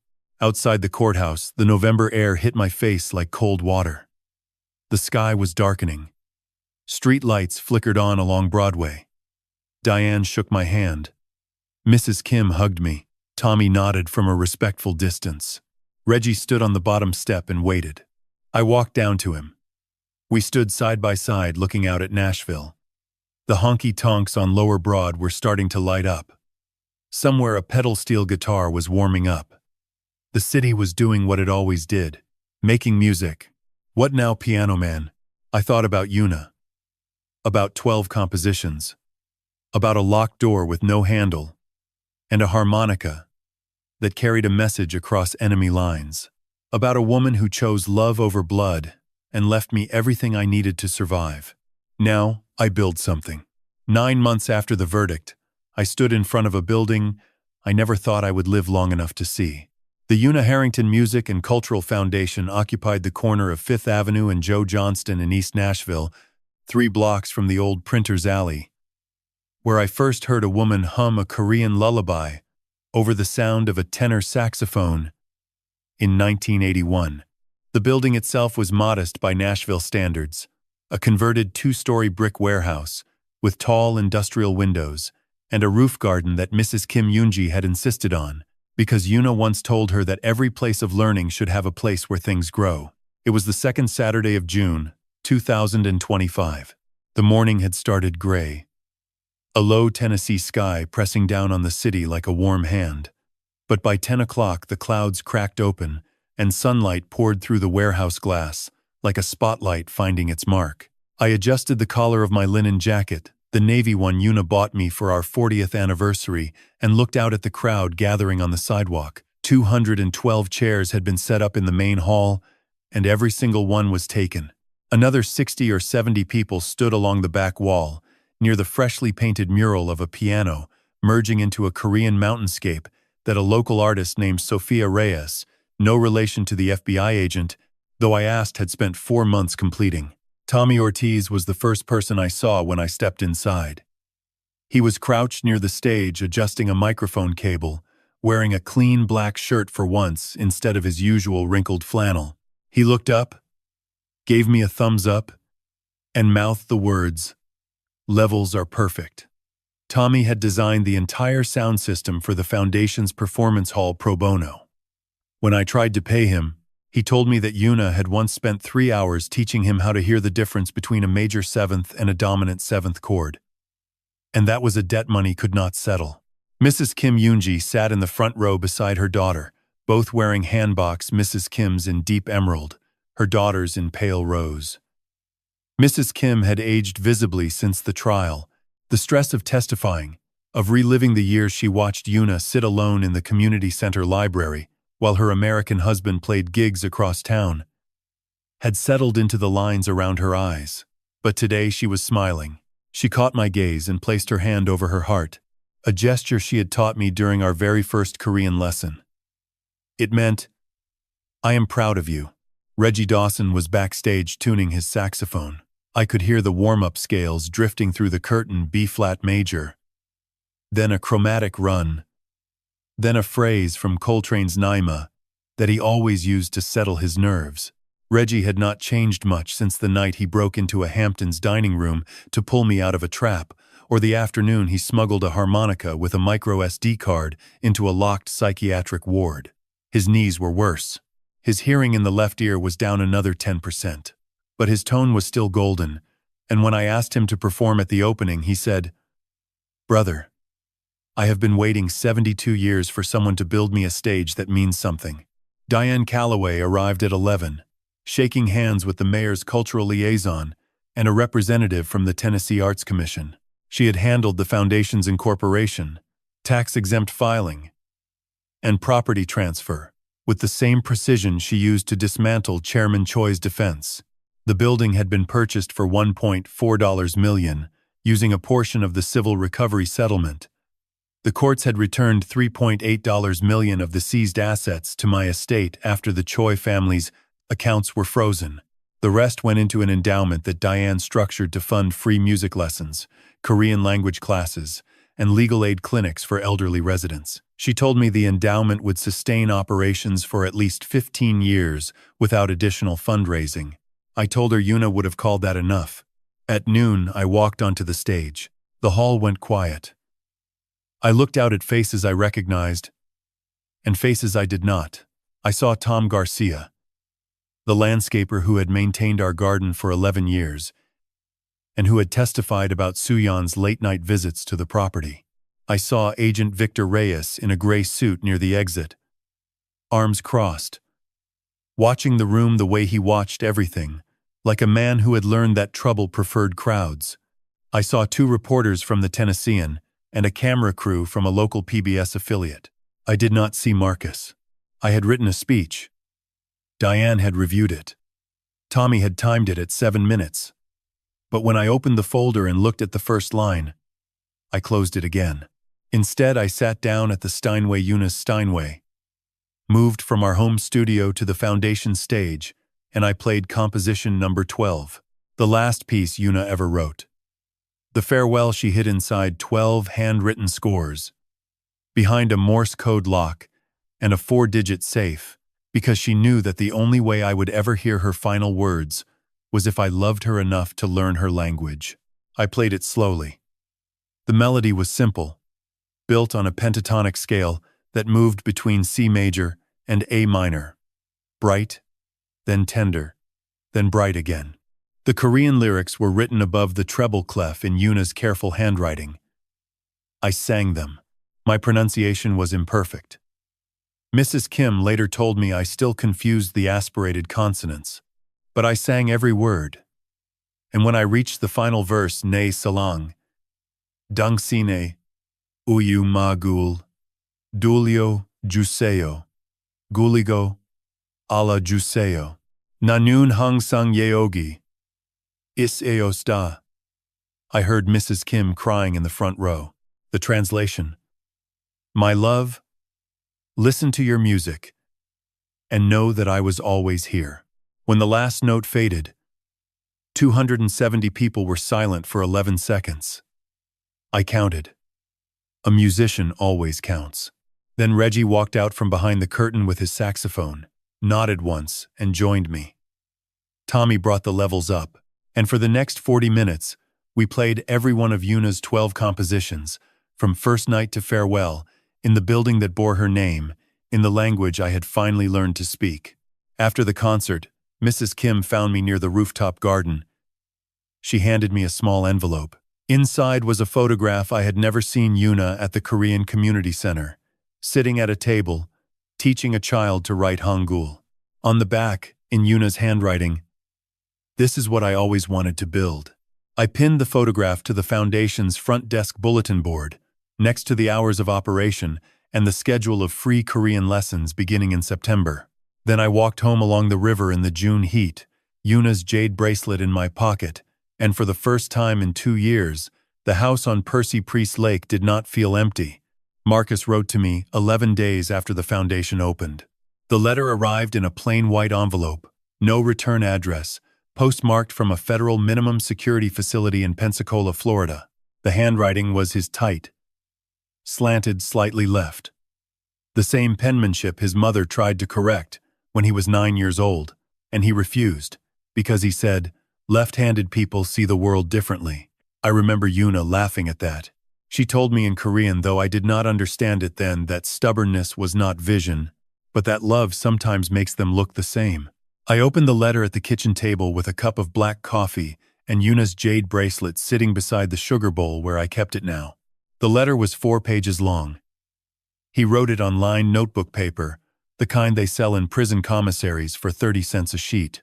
His sentences were careful, measured, nothing like the frantic voice I remembered from the Hamptons hallway or the trembling man who stood in a Nashville courtroom and said, "Guilty, Your Honor," without looking at me. He began with an apology. Not the kind people give when they want something. I have heard enough of those to know the difference, but the kind that sounds like a man standing in a room he cannot leave, looking at the walls, and finally understanding that every wall was built by his own hands. He wrote about the day Yuna died. He said he was in a conference call with Chairman Choi when Soo-yeon texted him the news. He said he closed his laptop, walked to the bathroom of his Manhattan office, locked the door, and sat on the tile floor for 40 minutes. He said he cried not because his mother was gone, but because he realized he had not called her in 3 weeks, and the last thing she said to him on the phone was, "Marcus, are you eating enough?" He said that sentence haunted him more than any verdict. He wrote about the debt. The $1.2 million had started as a $200,000 investment in a Choi biomedical subsidiary that Chairman Choi personally guaranteed would triple in 18 months. When it collapsed, the chairman reframed the loss as a personal loan and began adding interest, penalties, and fabricated consulting fees until the number became a chain around Marcus's throat. Soo-yeon, his wife, managed the repayment schedule. She told Marcus that the only way to clear the balance was to liquidate our family's assets. The house, the instruments, the royalties, and that if he refused, the Choi family's legal team would destroy his career, his credit, and his reputation. Marcus wrote, "I am not saying this to excuse what I did. I am saying it so you understand that I walked into a cage one step at a time, and by the time I turned around, the door was already closed." I set the letter down and looked out the window at Percy Priest Lake. The water was flat and silver in the early morning, and a heron stood on the dock, railing like a judge considering evidence. I thought about what it means to be a father. For 43 years I played jazz in clubs, studios, and concert halls across the American South. I was good at my work. I understood time signatures and harmonic progressions and the way a melody breathes when you give it space. But I did not understand my own son. I did not understand that Marcus married into a family that consumed him the way fire consumes a building from the inside out, floor by floor, until only the frame remains. I did not understand that every phone call he made asking me to sell the house or move into a facility was not greed but desperation. The voice of a man drowning who grabs at anything within reach, even if that thing is his own father. I am not forgiving him. Not yet. Forgiveness is not a decision you make at a kitchen table on a Tuesday morning. It is a process. Like learning a language, you start with the alphabet, you stumble through pronunciation, you misunderstand entire sentences, and one day, maybe years later, you realize you can hold a conversation without translating every word in your head first. I picked the letter up again and read the final page. Marcus wrote about Yuna's compositions. He said that when the prosecutor played composition number 7 in the courtroom, the one where Yuna warned me not to trust the Choi family, he heard his mother's voice for the first time since childhood. Not her speaking voice, but her music voice, the one she used when she sat at the Steinway late at night and played melodies that made the house feel like it was breathing. He said he closed his eyes in that courtroom and saw himself at age 6, sitting on the piano bench beside her, watching her fingers move across the keys, believing that his mother could do anything. He asked me one question at the end of the letter. Did she write anything for me? I put the letter in the top drawer of my desk, beside Yuna's original manuscripts and the jade bracelet's velvet box. The answer was yes. Composition number 3. Gohyang. Homeland contained a second verse that I had not translated during the trial. Mrs. Kim and I had decoded it 2 weeks before the foundation opened, during one of our Wednesday sessions at the community center. The verse was addressed to Marcus by name. It read, "My son, you carry 2 homelands in your blood, your father's rhythm and your mother's language. I am sorry I did not teach you both. When you are lost, come home." The door was never locked. I had not told anyone about that verse. Not Diane. Not Reggie. Not Agent Reyes. I kept it because I was not ready to give it away. Because giving it to Marcus meant accepting that Yuna loved him even after everything, and that her love was larger and more patient than mine. I folded his letter, put it back in the envelope, and placed it next to Composition 3 in the drawer. Then I called Diane Calloway and asked her how to arrange a visit to a federal facility in Pensacola. She said she would have the paperwork ready by Friday. I said Friday was fine. I had waited 43 years to learn Korean. I could wait 3 more days to begin learning how to be a father again. That evening I sat at the Steinway in the empty house and played Composition 3 from the beginning.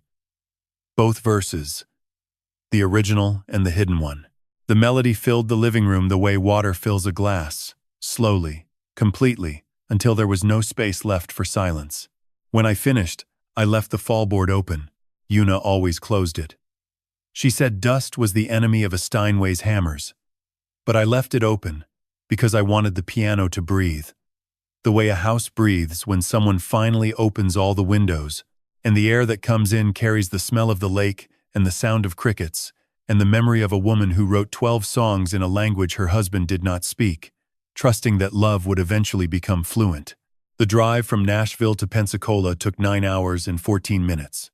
I know the exact time because I started the trip odometer when I pulled out of the driveway at 4 in the morning and stopped it when I parked in the visitor lot of the Federal Correctional Institution at 1:14 inches the afternoon. 9 hours.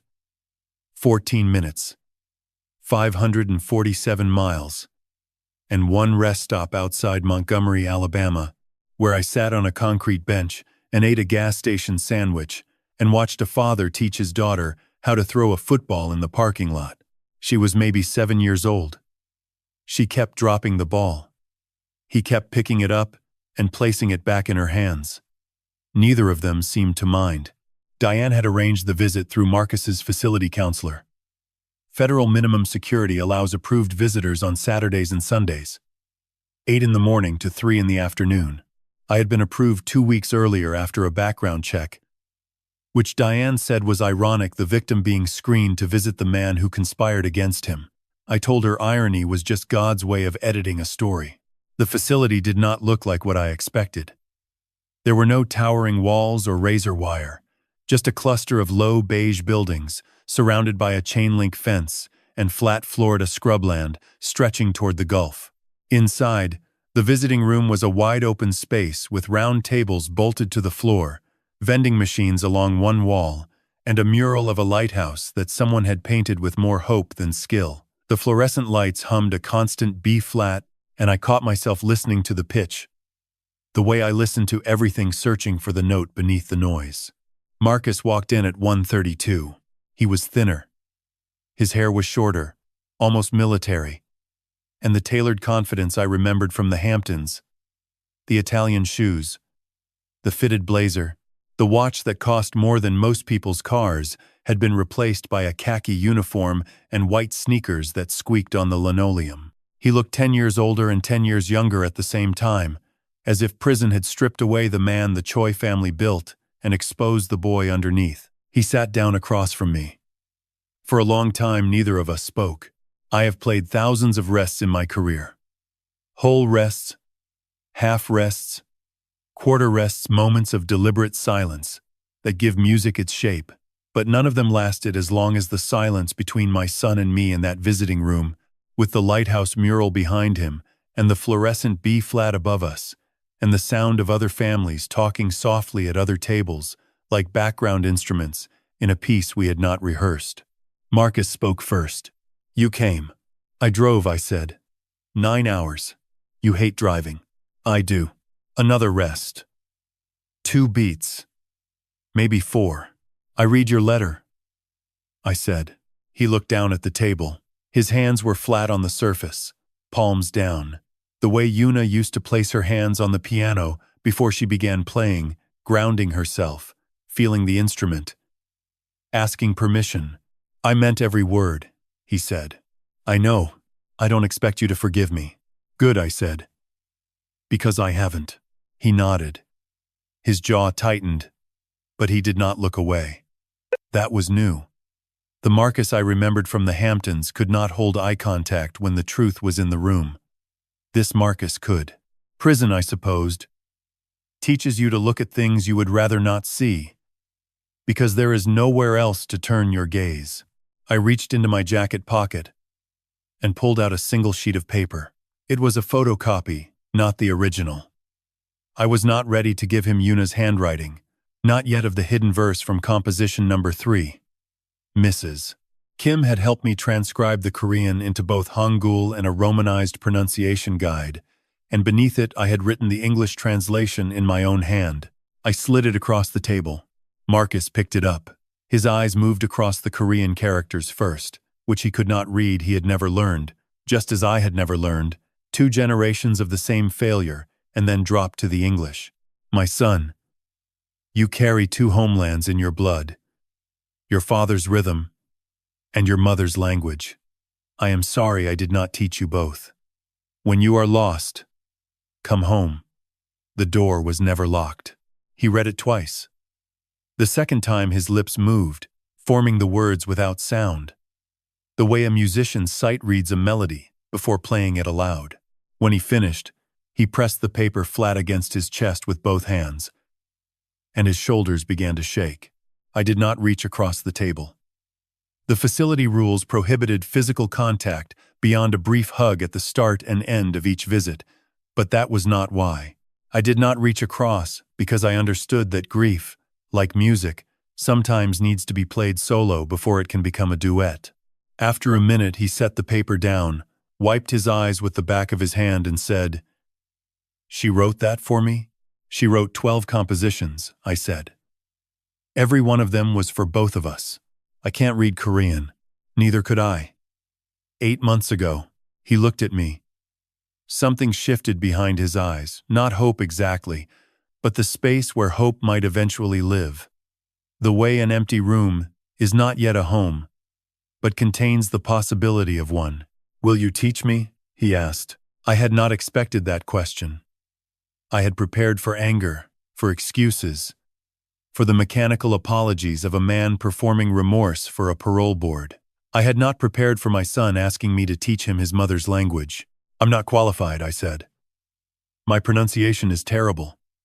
Mrs. Kim says I still confuse the aspirated consonants. I don't care. It's hard.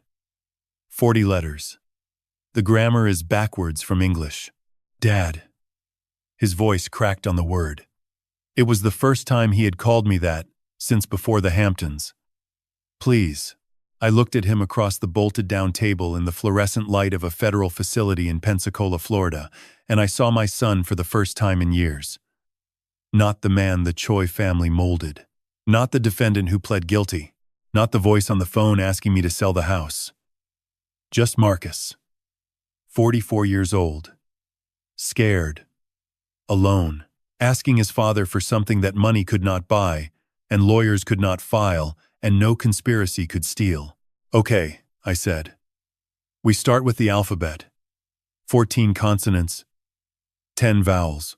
I pulled a pen from my pocket and turned over the photocopy of Yuna's verse. On the blank side, I wrote the first letter of the Korean alphabet Giok. Giok, the same letter, Mrs. Kim had written on a whiteboard in the Korean Community Center of Nashville 17 months earlier, when I was a 70-year-old man who could not read his dead wife's songs. Marcus leaned forward and watched my hand the way his mother once watched the keys. "Say it with me," I said. And in a visiting room in Pensacola, surrounded by vending machines and bolted furniture and a badly painted lighthouse, a father and his son began learning the same language for the first time. "I am 71 years old. I live alone in a house on Percy Priest Lake that my wife and I bought in 1986 with the money from a record deal that paid less than it should have and meant more than it needed to. The house is worth $5 million, according to the last appraisal. The vintage instrument collection in the studio is worth another $2 million. The royalties from 37 years of session work generate enough passive income to keep the lights on, the piano tuned, and the property taxes paid without worry.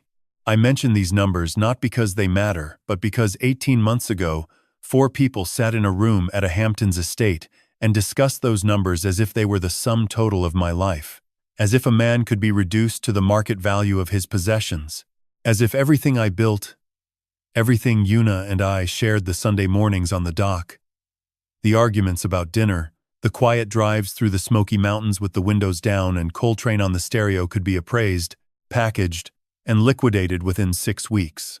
They were wrong, not because the law stopped them, though it did.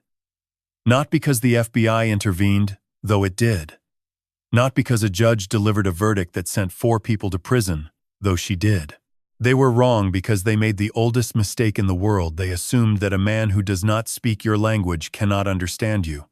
I think about that mistake often. Because it is not only about language, it is about the assumptions we carry like luggage through every room we enter. We assume the elderly are confused. We assume the quiet are ignorant. We assume the grieving are weak. We look at a 70-year-old man sitting at a wedding table, smiling politely, nodding at conversations he appears not to follow, and we decide he is furniture. We speak freely in front of him because we have already erased him. Yuna understood this. That is why she wrote the 12 compositions in Korean. Not to hide the truth from me, but to make me earn it. She knew that if she handed me a letter in English warning me about the Choi family, I would have called a lawyer, filed a motion, and solved the problem the way Americans solve problems fast, loud, and without learning anything. Instead, she gave me something that required patience. She made me sit in a classroom 3 times a week and study 40 letters. She made me decode Morse patterns hidden inside piano arpeggios. She made me open a safe with our wedding date and read her handwriting by candlelight in a studio I never knew existed. She turned the act of saving my own life into the act of finally entering hers. That is the most generous thing anyone has ever done for me. I visit Marcus once a month now. The drive to Pensacola takes 9 hours each way, and I spend the night at a Holiday Inn off Interstate 10 that smells like chlorine and instant coffee. Our visits last 3 hours. For the first hour, we review his Korean homework. He is progressing faster than I did, which Mrs. Kim attributes to youth and I attribute to stubbornness. For the second hour, we talk. About Yuna, about the years we lost, about the Choi family, whose empire has collapsed entirely since Chairman Choi's conviction. The biomedical division was shut down, the assets seized, and Soo-yeon is serving her 7-year sentence at a women's facility in West Virginia. For the third hour, we sit quietly, sometimes playing cards, sometimes just watching the clock, the way 2 people watch a clock when they know their time is borrowed but no longer stolen. He will be released in 14 months. Diane has already begun the paperwork for supervised transition. He will not return to New York. He told me last month that he wants to come home to Nashville, find a small apartment near the foundation, and volunteer teaching music to children. I did not say yes. I did not say no. I said, "We'll see," which is what fathers say when they are not ready to hope, but are no longer willing to refuse. Mrs. Kim still teaches Korean classes at the foundation every Wednesday and Saturday. Enrollment has grown to 47 students, retirees, college kids, a few Marines from Fort Campbell who want to learn before deployment. She hung a framed photograph of Yuna in the classroom above the whiteboard. Every class begins the same way. Mrs. Kim points to the photo and says, "This woman believed that language is not just words, it is a bridge. Today we build." Reggie plays at the Foundation's monthly concert series. Last month, he performed a solo rendition of My Funny Valentine, the same song I played on the harmonica in room 417 of Harmony Hills while waiting for rescue, and afterward he told the audience the story behind it. A woman in the 3rd row cried. Her husband had been placed in a facility against his will 2 years earlier. She came to me after the show and said, "Thank you for fighting." I did not know what to say to that. I am not a fighter. I am a musician. The only weapons I have ever held are a trumpet, a piano, and a harmonica with a micro SD card hidden inside. But I suppose fighting is not always about fists. Sometimes it is about patience. Sometimes it is about sitting still long enough for the truth to find you. Sometimes it is about learning 14 consonants and 10 vowels in a language you should have learned 40 years ago because the woman who loved you wrote her secrets in a tongue she prayed you would someday speak. Tommy Ortiz upgraded the Foundation's sound system last month. He added a new subwoofer that can reproduce the subsonic frequencies Yuna embedded in her compositions, the hidden Morse code layer that no audience member can hear, but that vibrates through the floor like a second heartbeat. He told me the building itself is now an instrument. I told him Yuna would have loved that. It is evening now. I am sitting at the Steinway with the fall board open, the way I have left it since the day I read Marcus's letter. The lake outside the window is turning copper in the last light. A heron is standing on the dock railing again, motionless, patient, waiting for something only it can see beneath the surface. I rest my hands on the keys. I do not play. I just feel the ivory under my fingertips and listen to the house, breathe the refrigerator hum, the wind in the oak outside the studio, the faint settling of a structure that has held the weight of a family for nearly 40 years. Yuna's jade bracelet sits on top of the piano, catching the last copper light. I think she would be proud. Not of the trial, or the verdict, or the foundation that bears her name. Those are consequences. She would be proud of the simple thing that I finally listened. If you are watching this, I want to tell you something. Learn the language. Whatever language it is, the one your parents spoke when they thought you were asleep, the one your partner hums when they think no one is listening, the one your children use when they do not want you to understand. Learn it, not because it will save your life, though it might. Learn it, because every language is a door. And every door you never open is a room where someone you love is sitting alone, waiting for you to walk in. Yuna sat in that room for 43 years. I finally walked in, and the music I found there was worth every single step.